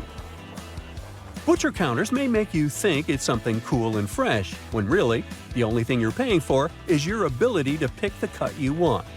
But if you go to the freezer section instead, you can purchase the very same things at a fraction of the price. Large packages have this reputation of giving you the best prices. But the truth is, sometimes they're bulky just to be bulky. Companies make bigger packages just to make our lives easier, but they sometimes charge us a lot more for it. Always double-check the unit price for each item before you buy. Oh, and while you're at the store, can you pick up some chocolate chip cookies for me? Thanks. Now, a basic sponge and baking soda can make a great eraser for little grease spots, fingerprints, and stains on your walls, or many other painted areas such as furniture or wood fences. Just sprinkle a bit of baking soda on your dry sponge and scrub the stain area in a circular motion, and then use a clean, dry cloth to wipe the baking soda off to get rid of any remaining dirt. If you're worried that this technique might ruin the paint, try just a bit of soda first and see how the surface reacts. If you want to extract the maximum amount of juice from your lemon or lime, put them first in a microwave for 15 seconds. After that, give them a little roll on a hard surface. And now, feel free to use your manual juicer. When you smash some glass or pottery on the floor, it can be pretty hard to notice and pick up all the tiny fragments, especially if the glass is transparent. Guess what can help you? A slice of bread. After you remove all the big pieces, carefully wipe a thick slice of bread across the floor to pick up any tiny fragments. They should just get stuck in the bread. But make sure to do this very carefully or just put on protective gloves. And don't absent-mindedly make yourself a sandwich right afterwards. Hey, just saying. If you're a huge fan of garlic, here's a tip for you. Cut one garlic bulb in half and rub an empty bowl for a nice flavor. Now, you can put your pasta, risotto, or salad in the bowl and enjoy your meal. Pringles tubes are made from a mixture of paper, plastic, and metal, which makes them a good option to organize groceries. You can paint the tubes in a plain color to make them match your stylish, minimalistic kitchen, and then attach removable labels on the side. Have you ever struggled with threading a needle? Here's an easy way out. Place your toothbrush on the table and put the thread across the bristles of the brush. Now gently push the needle down over the top. The bristles will help you poke the thread up through the eye effortlessly. Once you got the loop, just use your fingers to pull it through. If you've got these annoying tea stains on your favorite mug that won't wash off, try to apply some toothpaste to your sponge. This is also applicable when you need to make your dirty cutlery shine. It's best to use a mildly abrasive sponge. It's pretty helpful when it comes to removing dark spots on dishes. Now let's say you've recently received a really gorgeous bouquet, but the flowers got this sad look in a blink of an eye. You can extend their living very easily and almost free of charge. First, fill the vase or vase with fresh water and put a couple of teaspoons of sugar. This will help to nourish the flowers. Before you put the flowers back into the vase, cut about an inch off the stem, but make sure to slice it at an angle like this. This trick will increase the surface of water absorption. Repeat this with all the stems, especially with hard ones. Now put the bouquet back into the vase or vase. The flowers should cheer up within 12 hours. If you suffer from cold feet, put them into a vase or vase. No, wait. Use a hairdryer to warm up your slippers before using them. This tip is also applicable to your outdoor winter shoes. Speaking of feet, there's a great way to get rid of unpleasant smells. Apply about 10 drops of your favorite essential oil on 2 cotton balls. Now place the balls into the shoes and leave them overnight. Remove them in the morning and enjoy the fancy smell. You can also mix a couple of your favorite fragrances to customize your shoe fragrance even more. If your drain is a bit dirty and smelly, there's an epic tip to solve this issue. Put down a couple of spoonfuls of baking soda and pour down a little vinegar. And now step back and enjoy the show. It will foam up and help loosen any dirt. We've all tried to light a match outdoors in windy weather and failed.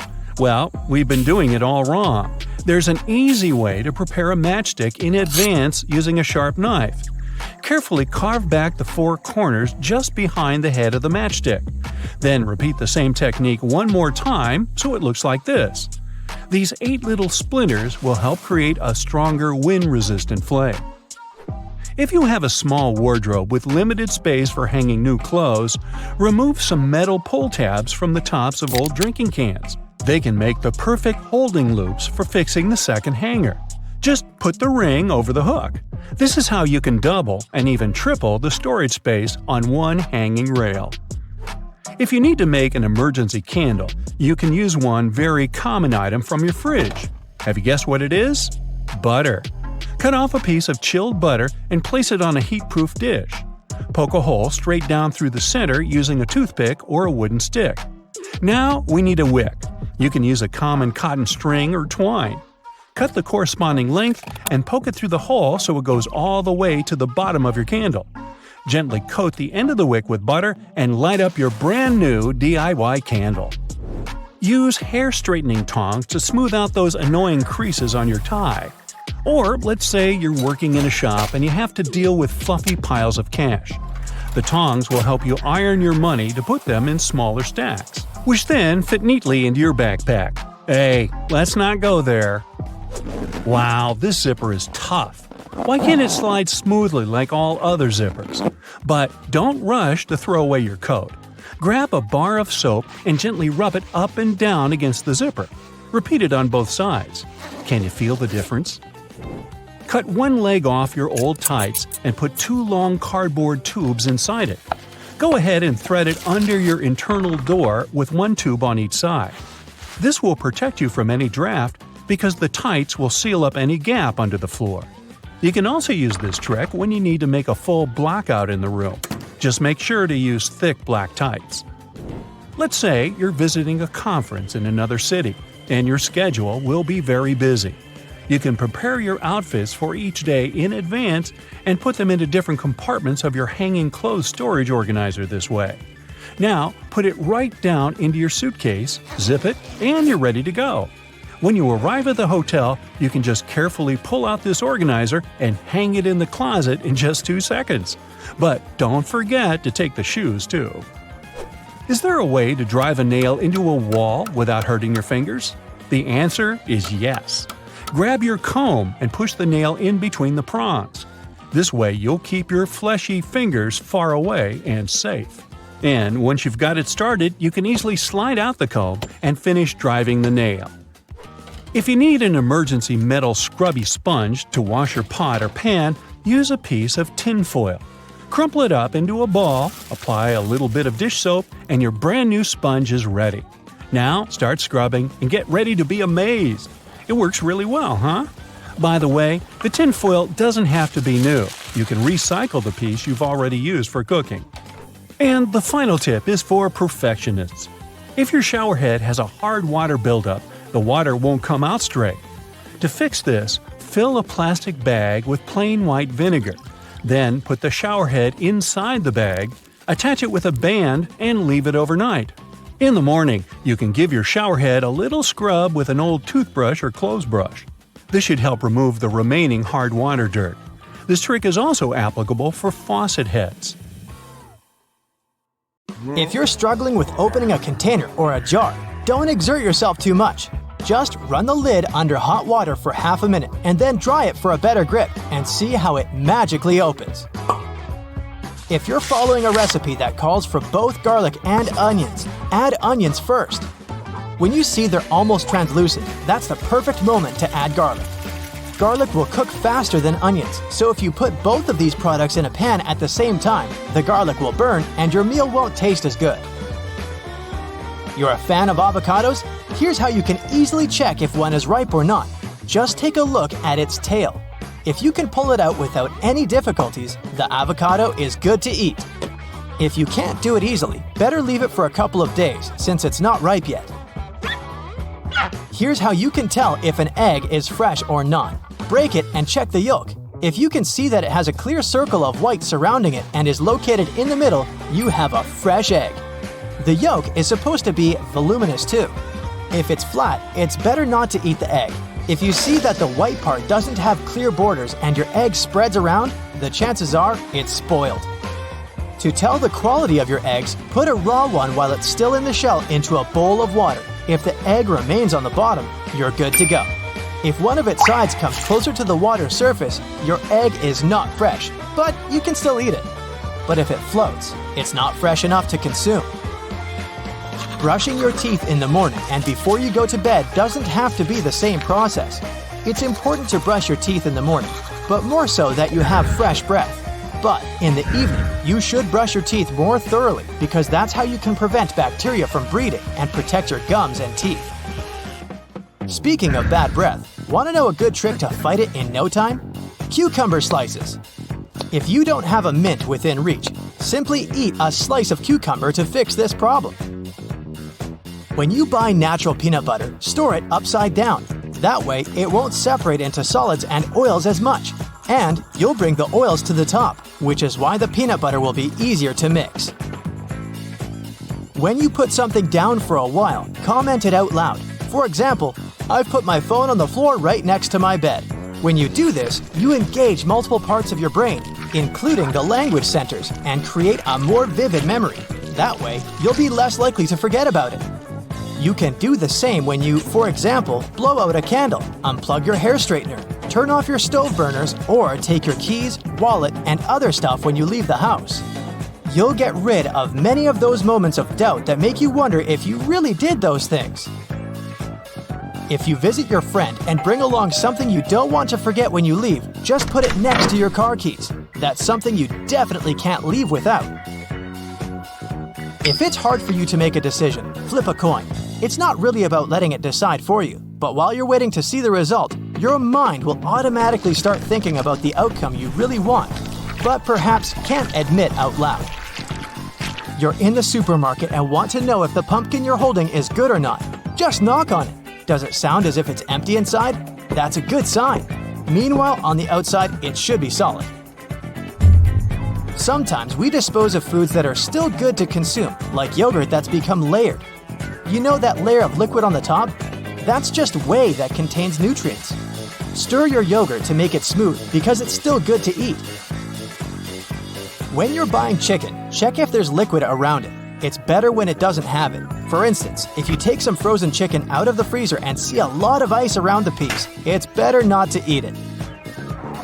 You're moving into a new apartment or house? Set up your bedroom first. Buy a bed before anything else. When you're exhausted after carrying your stuff around and cleaning the whole day, you'll just want to have a comfortable place to rest. Here's a trick that will help you figure out if your coconut oil is adulterated. Leave it in the fridge for half an hour. Coconut oil becomes solid at low temperatures. Adulterant oils detach and you can see them as a separate layer. When you want to check if an onion has some mold, just take a look at what's under the first layer of peel. Do you see stains that look as if the peel has faded? Mold. better avoid buying this vegetable. Or make sure to remove all that mold if you've already got it. You can determine whether a lemon is ripe or not by eye. If its skin is smooth and has a rich yellow color, it's ripe. A greenish tint, as well as a pale yellow color, tells you it's ready to be used yet. This one's for coffee lovers. If you really want to enjoy your overall coffee experience, it's way better to buy beans and grind them yourself. Or ask if a salesperson can do it in the store when you buy your coffee. That's the best way to make sure that the product is really made without any extra additions that can be present in a regular ground coffee. If you're looking for a simple way to separate yolks from egg whites, try this. Take a clean and empty plastic water bottle, crack an egg into a bowl, squeeze the bottle over the yolk, and slowly release it. This way, you'll create a vacuum which will make the yolk slide into the bottle. Ta-da! It's separated from the white, just like that. Let's say you lost an earring or some other small item in the house. A vacuum cleaner will help. Just don't forget to pop a stocking over its head. This way, the item won't get lost in the dust and dirt inside the vax bag. You want to take your favorite lotion with you on a trip, but it takes up too much space? Try using a contact lens case. It doesn't need a lot of space and it's a perfect solution for short trips. A hair straightener is a surprisingly good tool when it comes to ironing collars, especially if you're not a fan of regular ironing. When you want to check if your batteries are good or bad, just drop them on the table from approximately 6 inches. If they bounce once and fall right over, they're good to go. If they bounce around more than that, they're either done or on the way out. If your razor doesn't have a plastic cap, just use a binder clip to cover it. And to protect the rest of your stuff if you're packing it with some sensitive items or materials. Nail polish is a simple yet effective way to differentiate your keys, especially if they're all similar. Finally, you don't have to try each of them before getting to the right one. When you're reheating leftovers in a microwave, space out a circle in the middle of your dish. This way, your food will heat up more evenly. Straw is a cool tool to remove strawberry stems. Don't you think? A muffin tin definitely comes in handy when you want to serve different condiments for your barbecue. Plus, it will save you some time with the dishes later. Here's how you can protect your bank card from potential fraudsters. Use a marker and cover the last 4 digits. You can also use a sticker that's easy to remove and place it over the security code. Have you had a house guest that didn't use a coaster? Get a hairdryer and hold it a couple of inches away from the stain. Blow it on medium heat for a couple of minutes to evaporate the watermark. If a faded ring remains, mix equal amounts of vinegar and olive oil in a bowl. Wipe it onto the marked area and rub it in until the stain disappears. Then wipe it off. Don't waste time scrubbing the burnt stains off the bottom of a pan. Instead, fill it with water and add 3 tablespoons of salt. Let it sit overnight as the salt dissolves the burnt marks, and in the morning, pour the water out of the pan. This way, it will be much easier to scrub all that grease off. Picture this. You're on vacation and your shirt has become all crinkled inside the luggage. You need it tonight, but the hotel doesn't have an iron. Don't panic. Hang the shirt up in the bathroom, and while you relax in a hot shower, the heat and moisture will unwrinkle your shirt. It won't be perfect, but it will get much better without any effort. The football is on, and it turns out you've run out of standard batteries. You can use a smaller battery instead that easily fits inside. Now take some aluminum foil and crunch it up. Fit it into the gap on the negative or flat end of the battery. All done! You can turn on the TV now. Once your flip-flops crack and the plug easily slips out of the hole, it's normally a sign that you need a new pair. But there's a way to extend their mileage. Push the plug back through the hole, then take a bread clip and attach it to the end. The clip will provide enough support for the plug to remain in place. You've received a package and the receipt is taped on. You've managed to detach it from the box. But how to separate the tape without ripping the paper? Hold both ends of the tape apart, and by pulling it slowly, the tape stretches and separates itself from the paper without tearing it apart. Ziploc bags are perfect to keep things dry, but it would be great if they were larger. Take 2 and turn one of them inside out. They can now connect and work as one large bag, big enough to protect a keyboard. There's no need to carry your keys in your hand when you go for a jog. Instead, put them inside your pocket, take a rubber band, then tie it around the pocket from the inside. This stops the keys from falling out. You've broken your key in the door. It's stuck. Great. Arranging for a locksmith could cost up to $100, but for a cheaper and quicker option, try using a hot glue stick. Heat the end with a lighter, and once it's warm enough to melt, push the glue into the keyhole. The melted glue will enter the available space, covering part of the key. Once it cools, it compresses and gains a strong hold of the key's end. Now, just pull it out. If you need to siphon liquid through a hose and want to avoid using your mouth, put one end in the liquid and hold the other upwards with your thumb closing the top. Now shake up and down.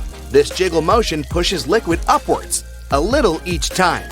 And once it reaches the top, lower the exit point and let gravity do the rest. You've left your keys locked inside the car. It's an older model with a roll-down window. You could get the coat hanger and begin the long process of finding the lock. Or use duct tape. Make about 20 2-foot-long strands. Stick them onto the window, allowing enough room for the tape to grab onto at the bottom. Then with a friend, take the ends of the tape, holding them together, and pull downwards. The force will allow the window to lower enough that you can unlock the door.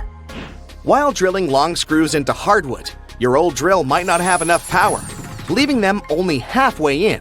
Before the drill gives up, get a block of wax and scrape the edges of the screws with it. The wax works like a lubricant, melting as it gets warm and providing easy entry for the screw. You're out camping, but you didn't bring anything to light the barbecue. Take a small plastic bag that won't leak, fill it up with water, and close it tight, making a round bubble. Hold it over where you want to catch the light from the sun. The bag of water will work like a magnifying glass, starting up the barbecue, just as long as it's a sunny day. Missing a corkscrew or a cork breaking halfway?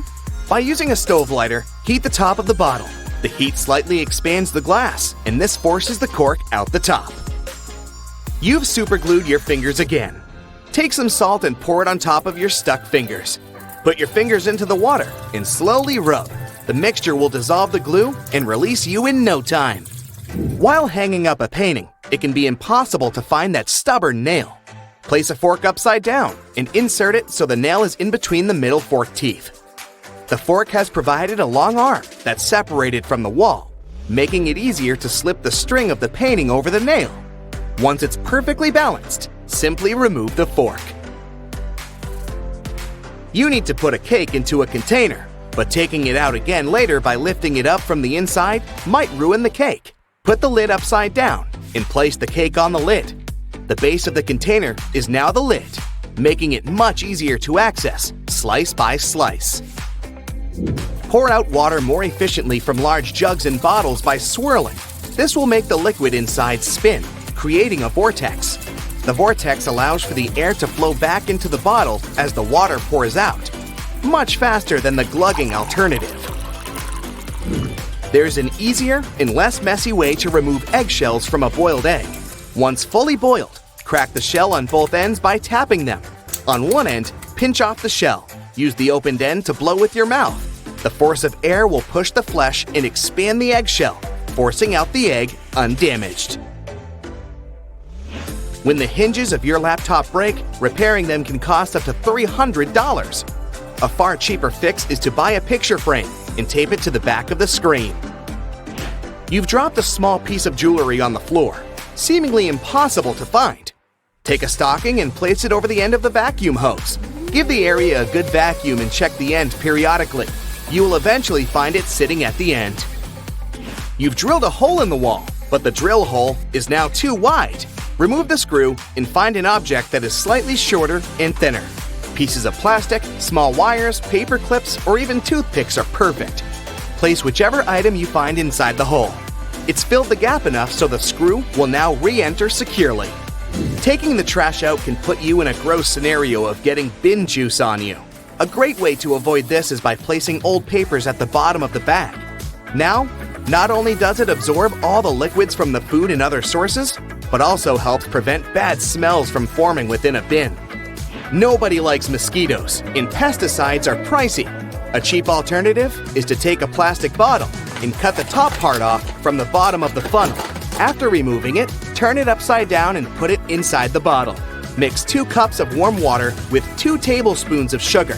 The mosquitoes will be attracted to the formula inside and become trapped. Now just sit back and relax without getting bitten. Road trip. You and your best friends are rushing down the highway. Suddenly, one turns off the AC and puts the windows down. No! They wanted to help you cut some gas costs and just made one of the classic mistakes. Turning off the AC and opting for a natural breeze helps while you're stuck in traffic. While you're driving with your windows down on a highway, you're creating unnecessary wind resistance. Your car now needs more energy to move forward, and you end up burning more fuel per ride. While you're struggling through traffic inside the city limits, though, turning off the AC isn't a bad idea. It might not be the most comfortable ride on a hot day, but you're here to save some money, right? Now, a quick common sense test. You have two routes to choose from. One is shorter and another looks longer on the map. What's it gonna be? Common sense is screaming. The first one, duh. But in fact, the shortest route isn't always the best choice in terms of gas usage. You gotta pick the one with the least stop signs, traffic lights, and traffic jams. This route will require less speeding up and slowing down, both major gas eaters. So plan your route wisely. You can consult apps that show real-time traffic data or interactive maps with stoplights. Do you also have a bag of sand, your old inflatable bed, a pair of shoes, and 5 water canisters in your trunk? Or is it just me? Well, you gotta declutter if you want to save some cash. Losing 100 pounds that you carry around in your vehicle will decrease your gas usage by up to 1% per gallon relative to your vehicle's weight. More weight means more fuel used. That's some simple traffic math. Brake and accelerate less. Driving at a steady speed above 50 miles per hour helps you save some gas costs.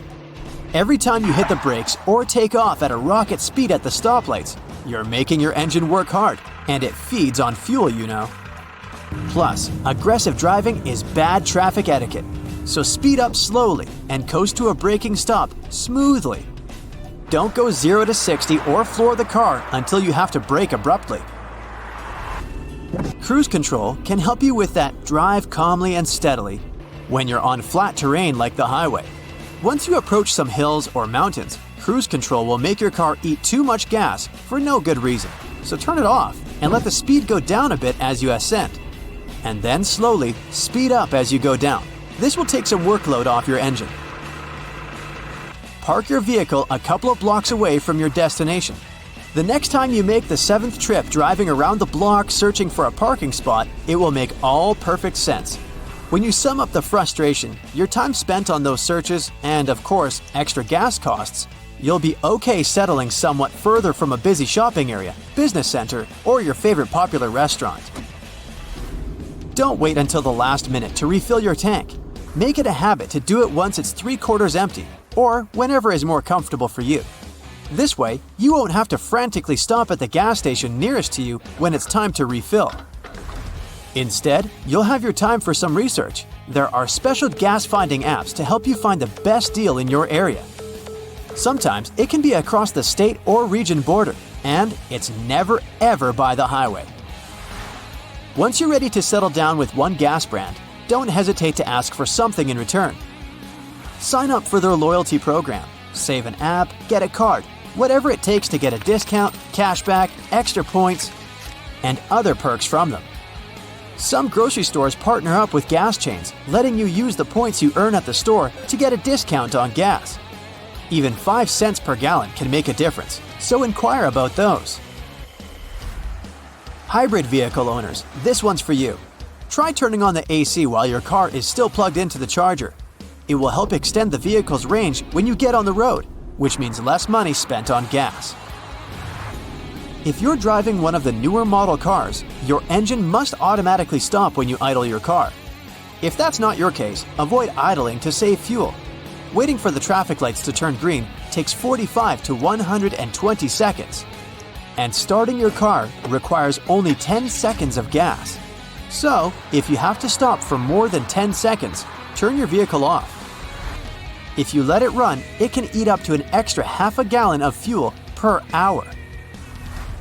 Now, in case safety isn't one of your primary concerns, at least take good care of your car for reasons of economy. Check if your tires are well inflated at least once a month. When underinflated, they wear out quicker, drag, and waste gas. Check your car's manual to see how often you should tune up your engine. It depends on the age and model. Clean the filters to keep the car going while eating less gas. Use the right motor oil. Otherwise, your car will have to work harder than it should and waste gas. There's no need to play it cool and fill up with premium fuel unless you have a high-performance engine that really can't run on anything else. That will cost you much less in the long run and won't make your vehicle go faster, cleaner, or get better mileage. If your car's manual recommends but does not require premium, at least go with lower grades for extra savings. Gas chemistry has advanced over the past decades, so don't worry about the quality of regular gas. It's all good. If you have an older car, check out your gas cap seal. Once it weakens, it lets oxygen leak into the gas tank. When that happens, gas burns way faster. You can replace the gas cap, but be prepared that the sensors might not recognize the new one, unless it comes from the manufacturer or authorized supplier. If you have a manual transmission, you're in luck. You have complete control over your RPM. That's revolutions per minute. Lower gas means higher RPM. The higher the RPM, the more torque the engine produces and the more fuel it's using. So shift into the upper gears quickly. It differs from car to car, but an optimal solution would be to change to second by about 15 miles per hour and move to top gear by the time you're going at 30 to 35 miles per hour. That cargo container and the bike rack you have on the roof of your vehicle will have to go. They increase your car's wind resistance, so the engine must do more work to maintain the speed. It could mean up to 20% extra fuel consumption on the highway and up to 8% in the city. If you do need that extra storage, opt for rear-mounted cargo boxes. For those in car buying mode right now, look into a hybrid electric, plug-in hybrid electric, or all-electric one. I mean, you'll definitely cut gas costs with an electric car. Suppose you aren't ready for that much of a change. In that case, many popular models actually come in hybrid form. Toyota RAV4, Hyundai Sonata, and Volvo XC90 are all yours to go. And here comes the bonus tip that will help you cut driving costs by 100%. Are you ready for it? Don't drive! Okay, let me explain. Don't drive whenever it's possible. Walk, or bike to work, or use public transport. If that's too much for you, at least swap driving responsibilities and gas costs with colleagues living in your area. Do you know any other tips to save gas? Maybe you have personal favorites. Do let me know in the comments below. Ready to discover some life hacks that are low-key useful, but high-key strange and ridiculous? Well, let's go! You wake up feeling brave and dangerous. You're going to wear an all-white shirt on your morning walk to work whilst drinking your Americano, but the plan backfires as you spill the coffee all over yourself. So, you've instantly just gone from feeling like a ferocious polar bear to a helpless white furry puppy. But no worries, all you need is a black marker. Make sure it's not permanent and a world map. Find a place that shows you a set of islands. Hey, why not use the Bahamas? Now, add some contouring using your marker. Write the word Bahamas outside of the stains. And voila! Those coffee stains on your shirt now represent one of the most famous sets of islands in the world. You've just transformed a fashion disaster into a funky, stylish masterpiece. Now, go get yourself another coffee. Have you ever looked up at the moon, convinced that there was a face looking back at you? Most of us have, which is weird given that the moon is nearly 250,000 miles away from Earth. This supposed face, of course, is just an illusion. It's shaped by the dark splotches of lunar maria. These are smooth plains formed by the lava of ancient volcanic eruptions. I want to show you a life hack that will allow you to feel like this famous face of the moon. All you need is an empty roll of toilet paper and your phone. Oh, and that beautiful face of yours. Simply put your face near the hole of the toilet roll and your phone beneath the bottom hole. All that's left to do is snap a picture and take a peek. Next up, are you a snacker?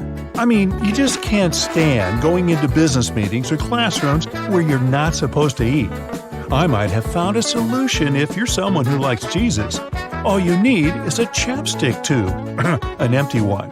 Simply fill up the empty tube with cheese, and just like that, you have a discreet cheese dispenser at your mercy. Now, it's estimated that over 65% of people use lip balm. Some use it daily, others carry it around with them just in case their lips get dry. Who's going to suspect you're actually munching on cheese if you pull a lip balm container out? On average, for those who manage to actually fall asleep on planes, 61% will experience a below-average sleep. A lot of people have trouble falling asleep there altogether. But it's not impossible if you can replicate a sound sleeping environment. I present to you a sleeping mask. Just grab a hair bobble, bring all of your long hair to the front, and tie it as normal. It's literally like having a set of curtains over your face, which is what we need since the absence of light will send a signal to our bodies that it's time to rest. Now, according to research, 2 out of every 3 Americans name popsicles among their favorite foods to eat during the summer. Who can blame them? It's delicious. The only problem? How quickly it melts. But I've got something that's going to help out all of us popsicle lovers. All you need is a popsicle of your choice and a cupcake wrapper. That's right. When you take your popsicle out of the freezer, it's in a solid state because the particles that conform to it are together. As the heat increases, which in 99% of cases is the moment it leaves the freezer, these particles begin to loosen and melt. With each drip from your popsicle comes a tear from your eye. Now it's time to wipe those tears away. All you have to do is pop the popsicle stick through the cupcake wrapper. The wrapper will then catch any of the drips that drop from your popsicle, or any tears of joy that drops from your face. Let them soak in the wrapper while you soak up the sun and enjoy your popsicle carefree. Now, 1 in every 3 Super Bowl parties have chips laid out for their guests. And there's a good chance you might serve some to your friends that are currently on their way over. But what flavor will they like? If you only have one kind of potato chip brand at your house, no problem. Let's spice this up. To give your friends a wide range to choose from, you're going to lay them out in a muffin tin. Just fill each hole with a different type of condiment. Your friends are going to think you're the best host ever. Research has revealed that salsa is often the most popular dipping sauce, followed by French onion and guacamole. So make sure you don't forget to lay these out on that muffin tin. Ever get home from a long day of work, excited to have a steaming hot bath? There's just one problem. Your bathtub is missing its bath plug. Don't panic, I have a solution. Dip back into your party supplies and you'll be dipping into a nice hot bath in no time. You just need to get your hands on a balloon. But stop, don't fill it up with oxygen. Instead, simply fill it up with water and tie a knot on the balloon. Oh, and resist that urge to throw it at someone.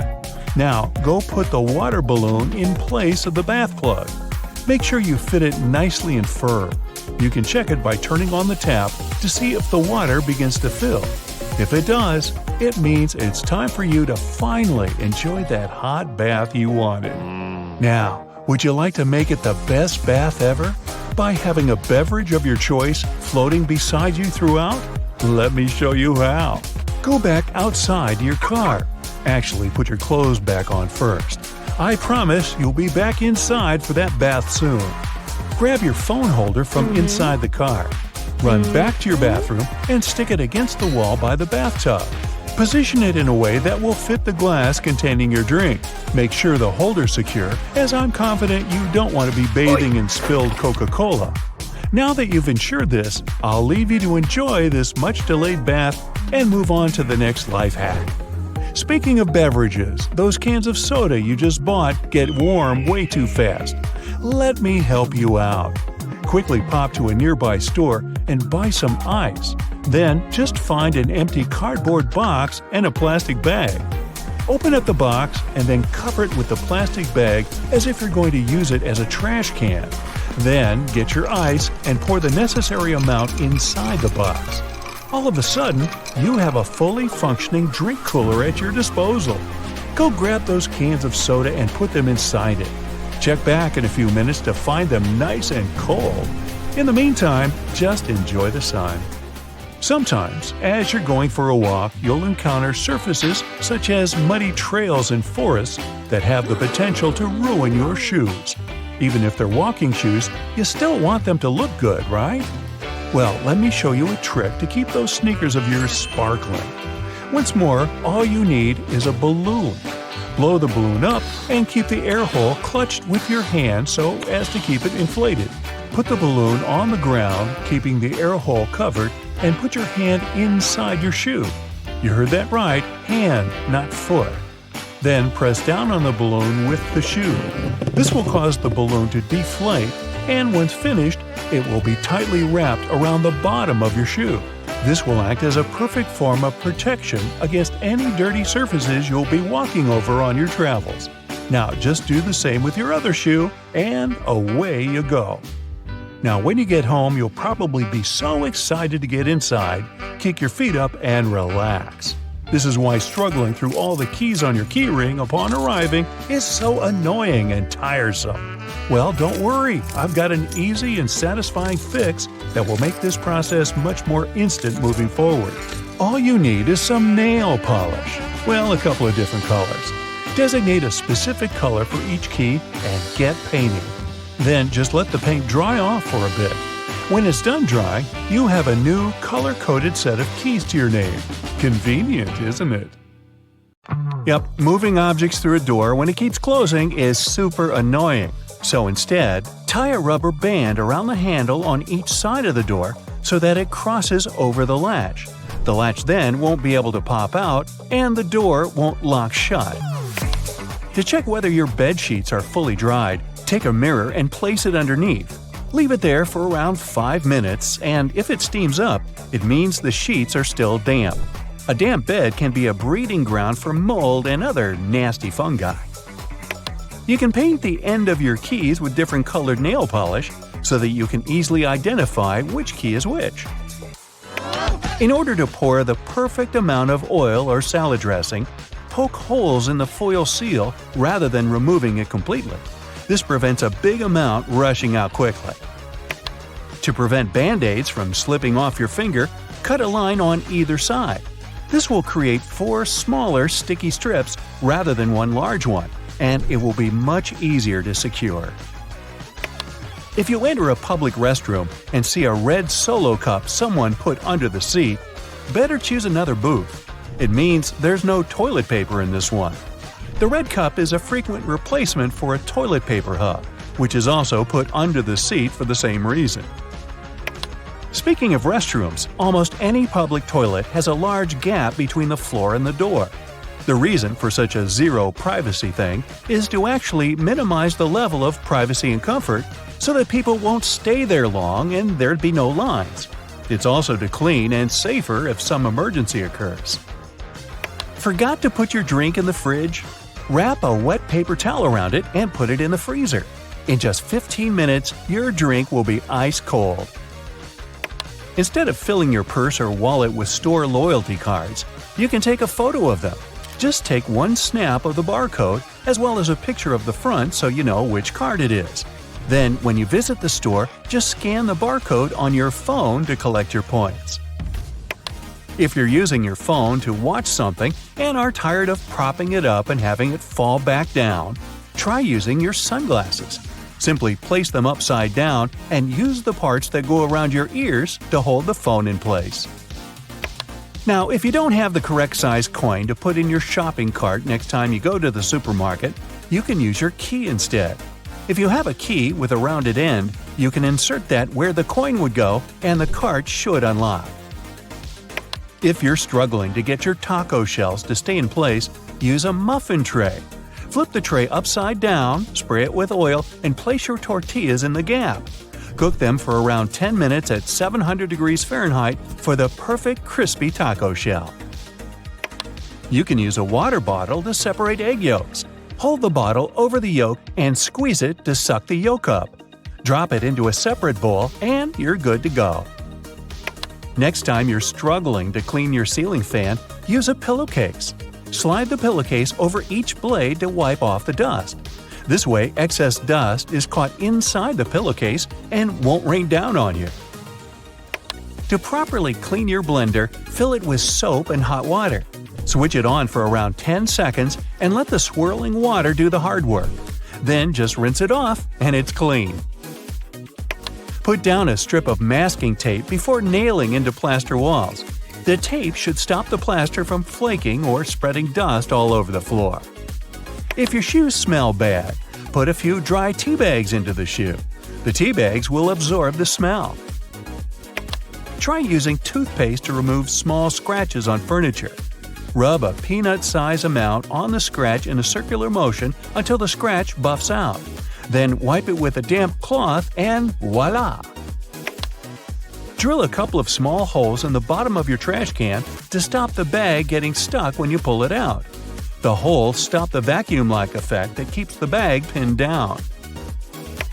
You can easily remove the sticky residue from jars using cooking oil. Soak a cotton pad in some oil, then rub it on the sticky area. Allow it to sit for a few minutes, then it should wipe away easily. Now, you can use hair conditioner to make that new wool sweater less itchy. Just soak it in lukewarm water with a couple of tablespoons of conditioner and leave it for 15 minutes. Then just dry it and your sweater will be much softer. An odor on your fingers can be removed with some minty toothpaste. Rub them together with toothpaste, then rinse them clean. It'll help get rid of the odor and act as a light scrub, too. Now, before you throw out those old sneakers, arm yourself with an old toothbrush and a little toothpaste. Work the paste into the dirty spots and leave it for at least 10 minutes. Wipe it off with a damp cloth and repeat if it didn't do it right the first time. Be careful with colored toothpaste, it may leave stains. Washing your clothes on a low heat, or even better, a cold wash, will make them last twice as long. Drying them on the line, if possible, will also make the material last longer than if you used a dryer. Metal zippers are very durable, but they'll snag more than other kinds of zippers. Just gently rub a bar of soap over the teeth of both sides of the zipper. The residue will help lubricate it, making it easier to slide open and closed. When you can't squeeze any more toothpaste out of your tube, just cut the end off. This will allow you to get what's left inside onto your toothbrush in a pinch. If there's enough for more than one use, place it in a plastic bag for later. Freezing candles before use can make them burn a lot slower. This will cool the wax right down and extend its melting time. A pack of cotton pads has those strings on it so that we can hang it on some hook or holder. And no, there's no need to untighten and tighten the pack again. Look at the bottom of the pack, it has a perforated line. Tear along it, and now you're good to pull out a cotton pad. If you've ever tasted a Nintendo cartridge, you'll confirm that, yes, they taste revolting, leaving a sour, bitterish aftertaste in your mouth. They're covered with denatonium benzoate, one of the most disgusting flavors known. Actually, this taste is kind of a hidden function. It prevents people from swallowing those cartridges. Headrests in a car are about comfort, and detachable headrests are about safety. If you pull the headrest out of the seat, you'll see two bars, which are quite sturdy. If you ever get locked or trapped in a car, you can get out of there smashing the window with these bars. Rough edges on the dimes aren't just about design. The coins used to be made of precious metals to show their real value. People would shave off the edges, spending the shaven coins with the same value, and melt the edges to new coins. To avoid it, minters added that pattern so people could tell if someone cut that coin before. That black grate on a microwave isn't just some fancy decoration. It's called a Faraday shield, and it prevents the rays from escaping the microwave. It also speeds up the heating, so you could enjoy yesterday's leftovers faster. A triple handle on a jerry can is there to make it easier for two people to carry it and distribute the fuel evenly. Gas cans often have a second hole that actually needs to be uncapped too before you pour the gas. The air passage will prevent it from pouring out, so no more fuel waste. So you decided to buy a famous brand garment from a reseller. The price is real good, but something just feels off about it. Check out this stitching. It's one of the less obvious but key giveaways of a fake. It will be straight, neat, and tightly packed on authentic items. All stitches will be made of threads of the same color. Fake ones will have less stitching, as it means fewer costs on production materials. The lines won't be that straight either. Carefully study the logo. On imitations, it's often out of proportion compared to the real thing. The angle and slope might be different, so you'd better check what it should really look like on the official website. Many high-end brands stamp logos directly onto their products, or have metal or leather ones. On real designer items, the logo is always perfect, with no details missing from the company name and no spelling mistakes. There won't be any errors in anything written on the garment whatsoever, not just the logo. The fabric of authentic items won't have any pulls or rips in it.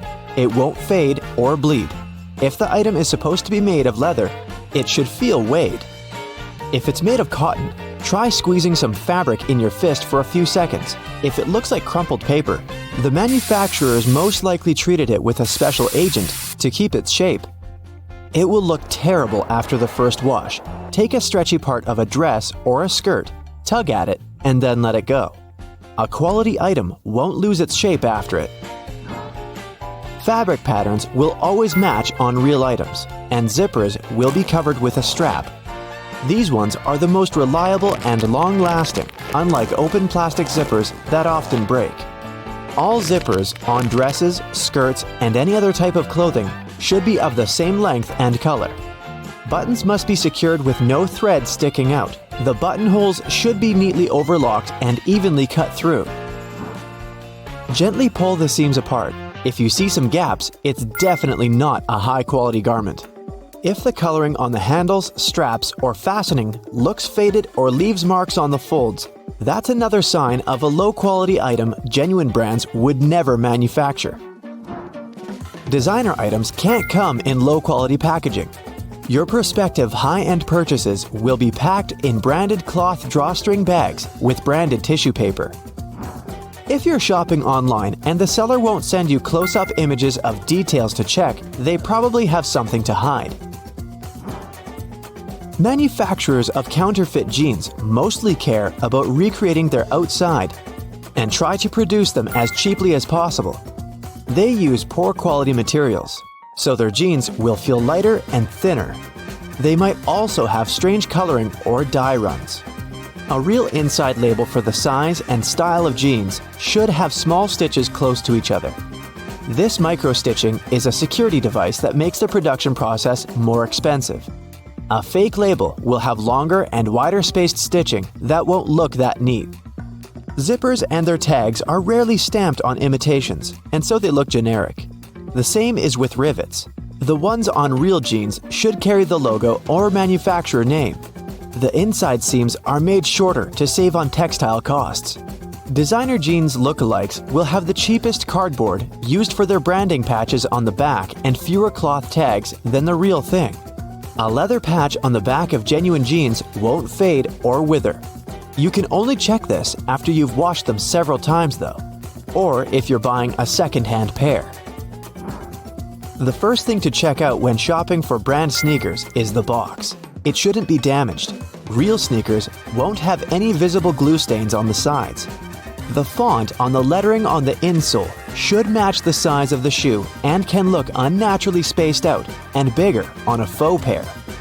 The size tag is always attached to the bottom of the insole and shouldn't be off-centered. The finishing on the real pair heel tab won't be sloppy. The name of the brand on the back of the shoe has to be perfectly centered. All the letters will be of the same sizing and height. Genuine leather on authentic pairs will feel softer and more comfortable on your foot. They use good quality rubber in authentic pairs, so the midsoles won't start to oxidize and change their color. Sneakers by famous brands will be perfectly symmetrical in every way. You can recognize some designer boots by a certain eyelet shape and a number or the contrasting or matching color of stitches.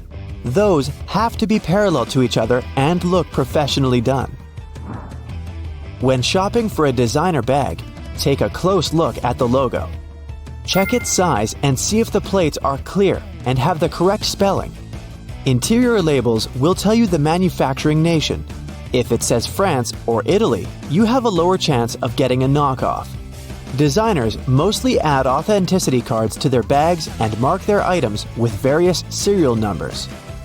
Do your research online to find out what the real one should look like for your specific bag. They don't imprint their name on every model, so check if yours is supposed to have it. High-end items hardly ever go on sale. Even if that happens, it's never a clearance price, so don't fall for it. If your dream bag is supposed to be made of genuine leather, make sure it feels and smells like it. If it's super smooth and even, then it's likely a fake. Real leather has a slightly uneven texture, and the real thing can't have a glossy finish. That's another giveaway of an imitation. Count the pockets and make sure they're correctly placed. Fake bags are often recreated from photos, so the lining color might be of the wrong one. It must be exactly of the same color as the bag. The hardware should feel solid and shouldn't chip. The stitching should be perfectly even. Designers will never leave loose threads or back and forth stitching at the end of a seam that makes production cheaper. A high-end watch made of top-quality materials can't be too light. An authentic watch will always have better movement than a counterfeit one. The mechanism will be smooth, and you won't hear a loud ticking sound, unlike in a fake. A bad smell, uneven coloring, scratches, and abrasions on the wristband are some more signs of a fake product, both for high-end and medium-priced popular brands. Check out the back cover of your prospective new accessory. It should contain basic information like the logo with the brand name on it without spelling errors, a watch case material, it's usually steel, and information about the clockwork's mechanism manufacturing country. The engravings will be sharp and clear. Authentic designer glasses will always have the designer logo, manufacturer information, and a barcode or serial code on the retail box. They come in high-quality cases with distinct lettering and even spacing. You can do some research online and find out what your dream pair should be packed like. The lenses on designer shades are always made of superior quality materials, and in most cases have a brand name or initials etched on them. If you can scratch the logo and it easily comes off, it's a fake. The real pair with plastic framing can't be too light, and the ones made of stainless steel won't be too heavy. When you try moving the hinges, they won't feel too tight or too floppy. They will be attached using quality molding and screws. When shopping for a cashmere scarf, hold it against light and study the weave. If it looks uneven and irregular, it's more likely to be pure and handcrafted. Only machines can create perfect regular patterns. If it's glowing too much, there is most definitely an amalgam or foreign fiber added to it. Try wearing it around your neck. The real thing will feel soft, smooth, and delicate. As authentic pashmina is hypoallergenic, it also feels warm when you hold it. If you already have a cashmere scarf and doubt its authenticity, check it for bobbles. The real thing will get them over time, just like any other natural fiber. If yours doesn't, it probably has nylon or silk in it. Authentic perfumes have a thick cellophane wrapping sealed in the most careful way to adhere to the box tightly. You won't see wide, uneven seams or excess glue on it. They make real packaging for perfumes from high-quality white paperboard. Check the manufacturer's website and compare the information given there to that on the packaging label. Any mismatch is a sign you're looking at a counterfeit item. Famous brands don't use a lot of dye in their products, so the authentic perfume is usually pale.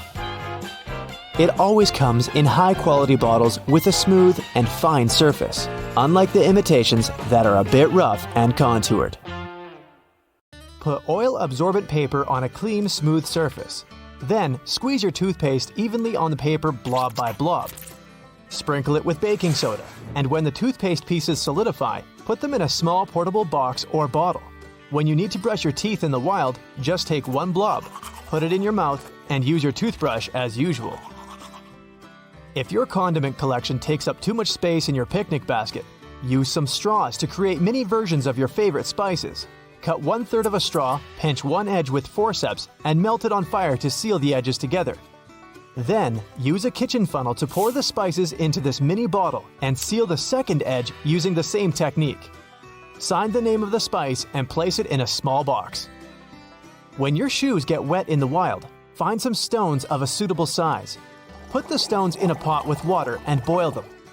Place the heated stones carefully inside your shoes. You can use kitchen tongs or a ladle to carry the stones. The shoes will soon get dry. If you don't want to boil the stones, here's another way. Take a plastic bottle, pour hot water inside and wrap the bottle with toilet paper. Then place the bottle in your shoe and wait for 30 minutes. It should be enough to make them crispy and comfortable. If you're eating soup in the wild, you can cut an emergency spoon out of a plastic bottle. Cut out the shape of a spoon with a knife in the place where the walls of the bottle meet the bottom. And don't forget to add a comfortable handle. Garlic and onions can be easily peeled with a metal bottle cap. Speaking of metal caps, you can open a bottle with one of those using your wedding band, metal spoon, or another bottle. Went fishing but forgot your knife at home? Use a carrot to peel the fish. Cut the carrot at an angle and rub the fish scales with 1/2 of the carrot. The scales will easily come off.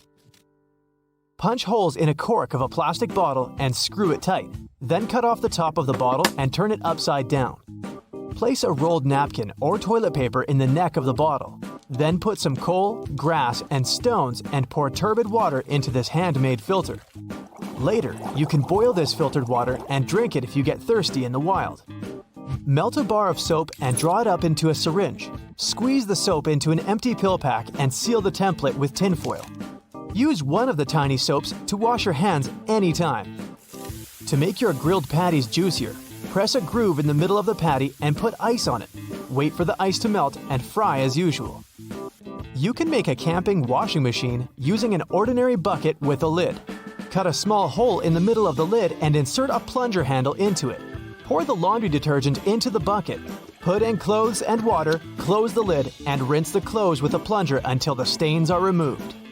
If you can't pick out gum stuck on your clothes, put a piece of ice on it, and the gum will tear off easily. You can also put your clothes in a freezer for a while and then tear off the gum. Detergent bottles are usually too big to take on a camping trip. Take a sheet of thin paper and spread the detergent evenly on the paper. Cut the paper into small square pieces and put them in a waterproof box. When you need to wash the dishes, just put one piece on a wet sponge. While walking in the woods, collect tree branches, about the width of a finger. Bring the branches home, wash and cut them into equal pieces. Put them in a bowl and glue the sticks together in the shape of the bowl, using hot melted glue. Your stylish handmade fruit tray is ready. If the lid of the tin just wouldn't open that easily, try this life hack. Wrap the lid with adhesive tape. Then, gently pull it open. If your kettle is full of scale, pour in some water and put a piece of lemon inside. Boil the water, then wash the kettle, and the scale will be gone. In case you get hungry in the wild without a fishing rod, try another way to catch some fish. Take a large empty plastic bottle, cut off the top part, and turn it upside down. Tie the two sides of the bottle mouth with a rope. Crush some instant noodles and put them inside the bottle. Throw the bottle into the river. This trap will surely attract fish. Make matches that will never get blown out in windy weather. Wrap the matches in napkins and dip them in melted wax. Wait for them to dry, and voila! You have matches that won't go out.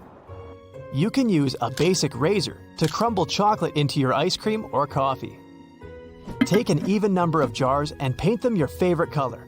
Glue them to the surface of a wooden chopping board from both sides, and then put a rope on the side of the chopping board as the handle rope. Your brand new tableware storage box for outdoor camping is ready. Nitrogen in hair promotes nutrients. Put the hair you lose every day in a flower pot and your plants will grow stronger and healthier. Place several instant noodles in a baking dish. Add a thick layer of cheese. Sprinkle it with all the seasoning bags from the noodle packages. Then, pour ketchup and other toppings like pepperoni or mushrooms in the gaps between the noodles. Add some more cheese and bake your meal until the cheese melts. Super delicious noodles are ready. Instant noodles are also a great fire starter. Take clean disposable paper cups and use a needle to poke out decorative rows. Then, use a knife to cut a small cross at the bottom and put the cup on a lamp belt. Repeat this with other cups until your own unique lamp belt is ready. You can also paint the cups in your favorite color before placing them on the lamp belt. Egg packaging can be used to store sauces. Dip the root of the rose in honey, then insert the root in a potato and trim off the branches. Plant this potato in a pot. This is how you can grow your own roses in a pot. Brush your shoes with toothpaste and a toothbrush, and they will get as white as your teeth. Use a hula hoop and a bathroom curtain to organize a bathroom anywhere in the forest. Attach the curtain to a hula hoop with hooks and tie it to a tree with a string. You can also use this tip to build a temporary dressing room.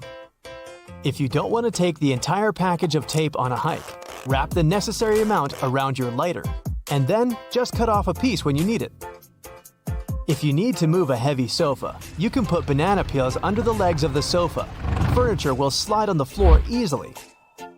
After eating a meal from the lunchbox, a lot of oil stays on its surface. To make cleaning easier, squeeze some detergent into your lunchbox, put a piece of absorbent paper, add some water, cover the box and shake it back and forth. And then rinse it with water. The lunchbox will get clean immediately. If you urgently need slippers, but you have only 2 soda bottles on hand, squeeze them and stick your feet under the labels. Your stylish slippers are ready. You can use a jar to make a candlestick or a mini stove for cooking. Make one vertical cut in the jar, and then make 2 horizontal cuts on the top and on the bottom. Open the 2 sides like doors and put a candle inside the jar. If you need to cook food, just put a bunch of small sticks inside the jar and light a fire. Then, put your pot on top of the jar, and don't forget to feed the fire with new sticks until the meal is ready. Put dry foliage under your sweater. It will help keep you warm. To make thicker matches for lighting a fire, wind 5 matches tightly in one bundle with a thread. Then, dip the matches in melted wax. Wait until the wax hardens and put the matches in a box. If the zipper on your backpack or tent doesn't slide well and it's difficult for you to zip it, you can use wax. Take a candle and rub it along the entire length of the zipper.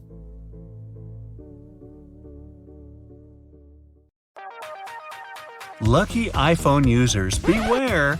Your favorite gadget sometimes gets viruses too.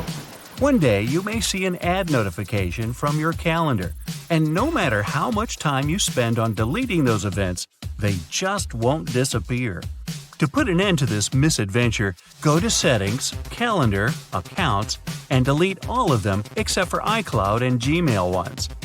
There may be really few viruses for iPhone, but you're never protected from juice jacking.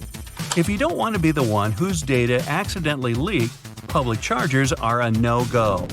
Airport, cafe, public transport, you name it. It only concerns the USB chargers.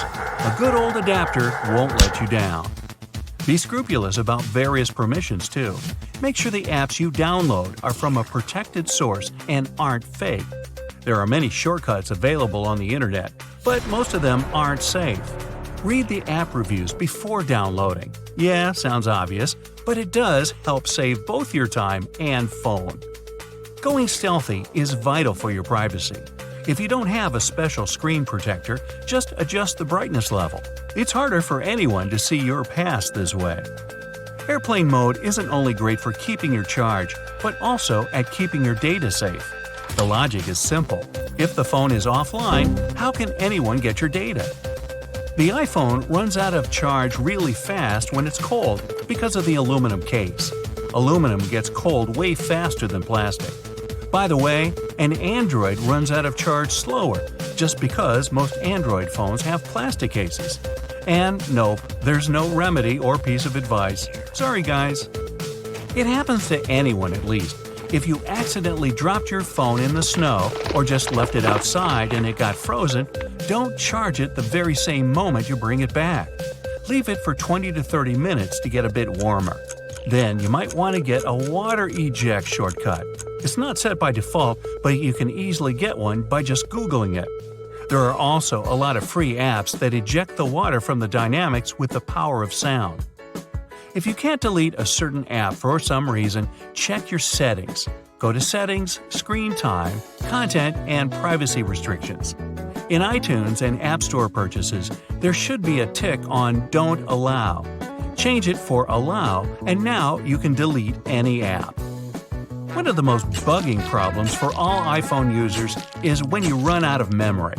Even if you delete the photos, there's still not enough space.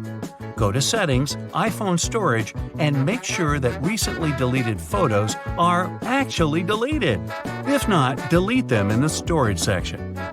Keyboards have their secrets too. To end a sentence with a period and start a new sentence, just tap the space button twice. Also, if you prefer typing holding the phone with one hand only, choose the right keyboard. Whenever you change the language, there are 3 keyboard icons below. The left one is for the left hand only, the central is for both hands, and the right one is, ta-da, for the right hand only. What a surprise. If you tap the uppercase button twice, you'll get Caps Lock. Many letters also have hidden symbols. If you hold your finger on a button, you'll see them. Now you can type en français, respecting all the characters. Okay, and if you accidentally deleted that long message you've been trying to write, just shake your phone. It'll activate the undo typing function. Hold the space button in the notes, or whatever text you're dealing with. This way, you can easily slide across the keyboard to get to any part of the text. The note drawings can be nice and smooth even if you don't have a stylus. When you finish your drawing, hold it for a second with your finger. iPhone will automatically make it look better. No more curved lines. Slow Wi-Fi can be really annoying, but your gadget knows how to handle it. Go to your Wi-Fi settings and see if the data saver mode is on. If not, just tap the slider and voila! Now you're surfing the net at a completely different speed. Sooner or later, any phone gets slower, even if it used to be a brand new 256GB iPhone. In this case, you just need to clear the RAM. Turn on the assistive touch, it'll be of great help. Then squeeze the power button, and before sliding the turn off menu, press the home button on the assistive touch. Your RAM is as good as new now. Assistive touch can also help you set new functions to simple taps. Go to Settings, General, Accessibility, and in the Assistive Touch section, you can change any commands in the Custom Actions menu. For a double tap, I chose the screenshot, since a combination of Home plus Power button seems a bit inconvenient. To make a screenshot, tap the Accessibility menu circle twice. To change the battery icon color, go to Accessibility, choose Display and Text Size, and slide the Smart Invert button. The battery icon color turns blue now. If you increase the contrast, it will get a lighter blue shade. When your phone is on charge, the indicator will turn purple. Ooh, magic! To make your iPhone louder, go to Settings, Music, and find the equalizer. It's called EQ in the menu. Late night option will make your phone somewhat 20% louder than it used to be. Louder at night? Really? To record a video without being noticed, go to the camera. Start video recording. Go back to the notification center. The video will be recorded, but it won't be seen on the screen. Hey, why do you even want to do that? Just because you can? You can also set a unique vibration for any of your contacts. Go to Settings, Sounds, and open the ringtone settings. You usually have the default vibration, but if you scroll down a bit, you're going to see the Custom section. Tap any rhythm that you like and save it. You can set it for any of your contacts. I know, you must have dozens of tabs in your browser, or probably 100, at least I do. To close them all in one touch, hold the Done button in the lower left corner and choose the Close All X tabs. I closed 336 last time. That's insane. If you accidentally closed all the tabs and need to go back to some of the recent ones, hold the plus button in the middle.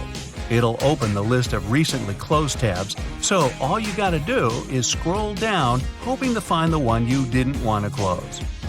iPhones may not have the most endurable batteries, but they beat everyone when it comes to photo quality. Turn on the grid in the camera settings, go to General, choose Camera to enable the grid. It can help you make better compositions in the photo. By the way, people with iPhones don't need a separate app for QR readers, since all the iPhones have them built in. Turn on the camera and point the camera to the code. You'll see the pop-up window on the top of the screen. Tap the window and you'll go straight to the browser to whatever link the QR code had. If it doesn't work, enable the Scan QR Codes function in the camera settings. If you need to find some special word combination when you're reading an online article, go to the search bar and type the word you're interested in. You're going to see 3 sections: Google Search, and don't need it; Bookmarks and History, don't need it; and On This Page, tap here. The word you need is going to be highlighted with yellow, plus there will be a special navigation bar on the bottom with the arrows up and down to look for the keyword easily. If you like writing long, romantic letters in your notes but don't want anyone to read them, then set a pass to any of your notes. There are 2 ways how to do that, depending on what iPhone model you have. For instance, for iPhone 6, you gotta slide from right to left and you'll see 3 icons: Lock, Folder, and Bin. Use the bin if the romantic letter is bad, and the lock to protect it from peeky eyes. Set the pass, but make sure you actually remember it. You can't delete the pass. If this one didn't work, just tap and hold the note itself, and you'll see the password bar in the dropping menu. Set the pass, and from now on, no one's gonna know about romantic letters to Juliet that you've been writing all night long. Good night, Romeo. If you see someone putting ketchup on some car, it doesn't mean you're witnessing them preparing a prank. It means they're just taking care of their car. Yup, it goes great with hamburgers and hot dogs, but it goes even better with cars since it has ingredients that are good at removing rust. Rust occurs when the metal gets exposed to moisture, oxygen, and heat, and due to weather conditions, it's hard to avoid it. When you leave rust for a longer time and don't deal with it, it will continue to degrade the metal. So, you need to get rid of it before your car becomes physically useless. That's when ketchup comes in. Its key ingredient is tomatoes, and they have many nutrients similar to those you can find in oranges and some other citrus fruits. For instance, citric acid can help you remove rust from metal surfaces since it eats through rust. We're not talking about the cars only. You can use it on metallic kitchenwares, furniture parts, jewelry, and rust spots on generally any metallic item. You can combine it with washing soda. It's not quite effective against rust, but when you combine it with ketchup, it'll do the work. Mix these 2 and apply them to the rusted area. Leave it like that for about half an hour and wash it with a wet cloth or sponge. You can combine ketchup with salt instead, or just apply a lot of it on the rusty area without using any additional ingredients. Ketchup removes tarnish from brass copper too. Put it on brass hardware on doors and cabinets, or some accessories such as bowls and candlesticks for 10 minutes to make it all shine.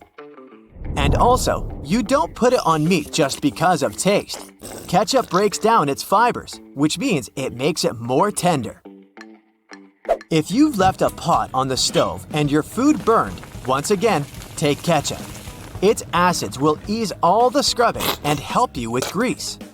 Just leave it over the night and you'll be able to wash the pot more easily. Or keep those small packages of ketchup we all end up having from fast food orders in the freezer. The ketchup won't be as hard as an ice cube as it freezes. So, it will be good for soothing insect bites or similar things. Okay, enough with ketchup already. I'm getting hungry. Your home has more regular things that can do magic tricks. Like if you have a house or a big terrace and want to make a nice flower wall. Try old mattress springs. Just hang them on the wall and let your imagination run wild with flowers. An old flower sifter can still come in handy, for example, as a planter. Even if you don't have one, you might find it at a garage sale or a thrift store. Wallpaper is making its big comeback when it comes to home design. Maybe you can try something different and use some old books with torn pages. You just need to learn the basics of hanging wallpaper, and voila! You get a new cool place for your old books.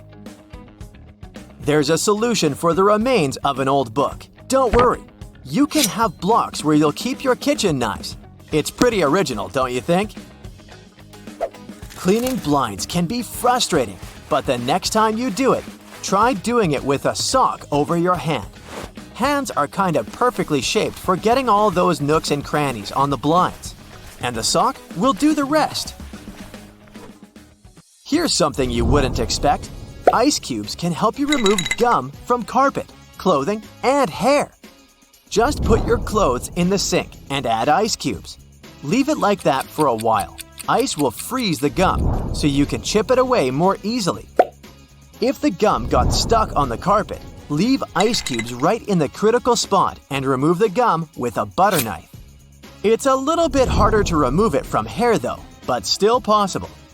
Just wrap the ice and parts of your hair with the gum in a washcloth until the gum gets frozen.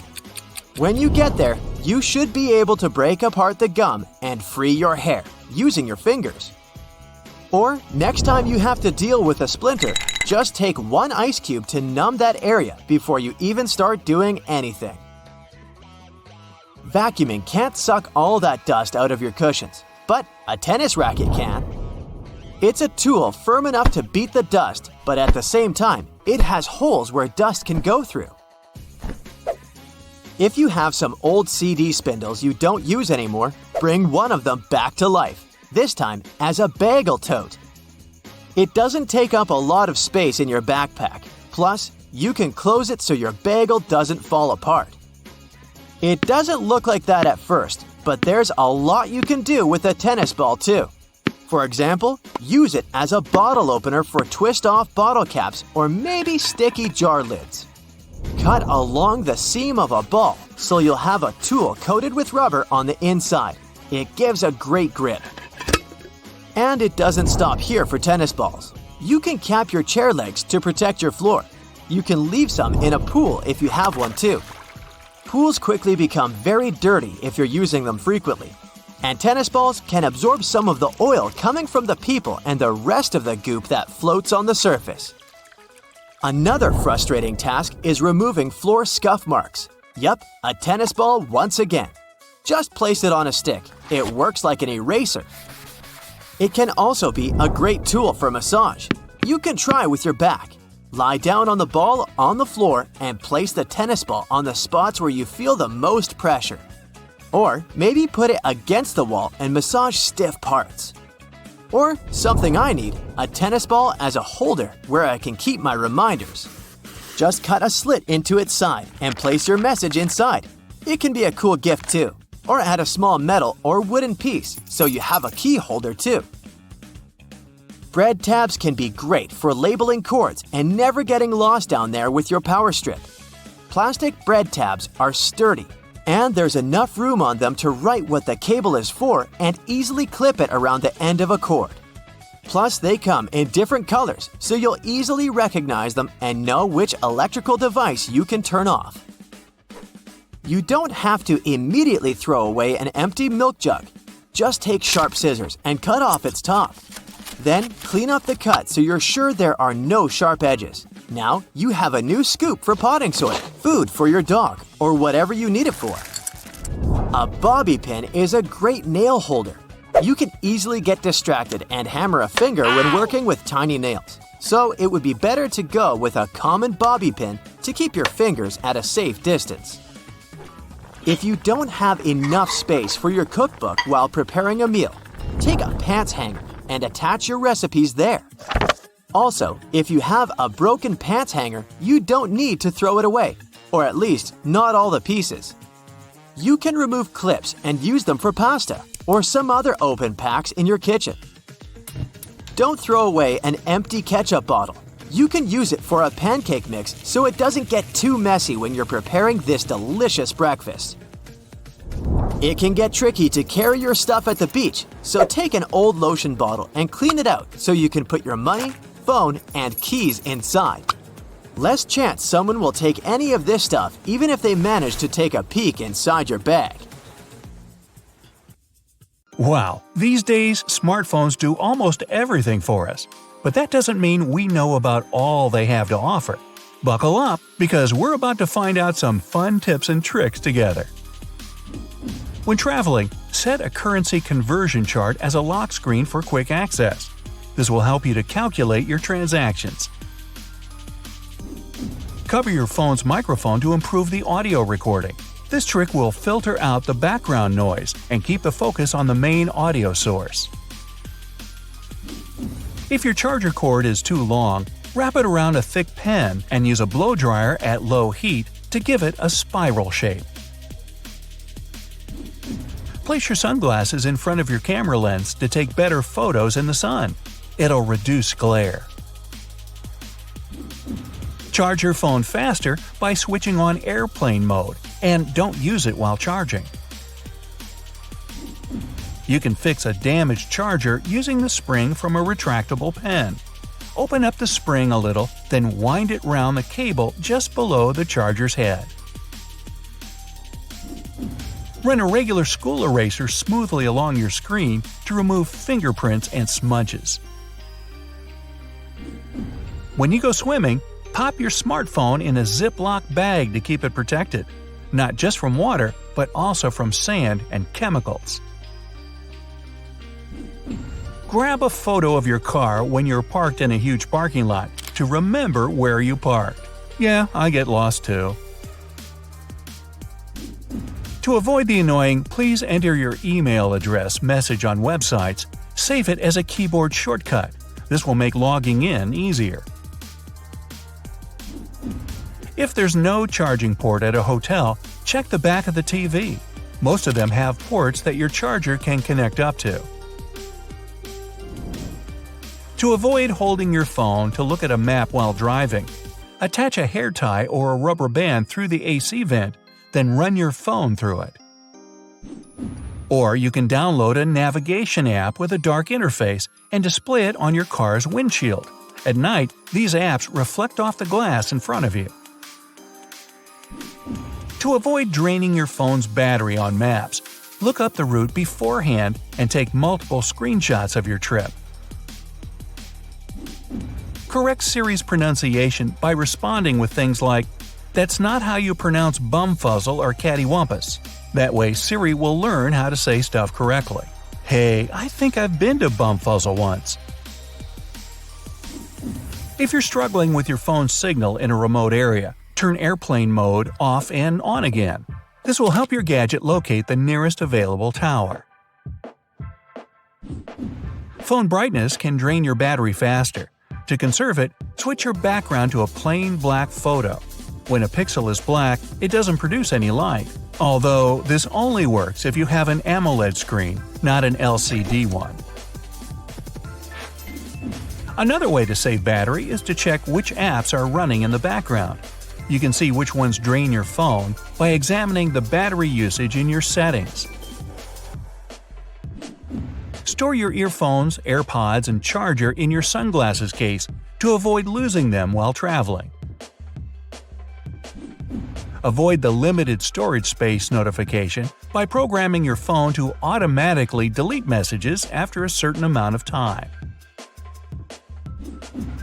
For you night owls who struggle to get up in the morning, place your phone in a cup to amplify its sound.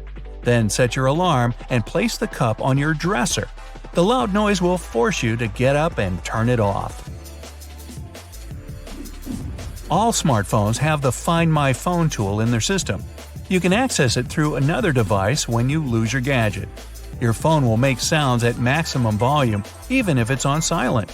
You can only turn it off with your unique ID. Once or twice a year, let your phone battery drain completely. It'll make the percentage count on your battery more accurate.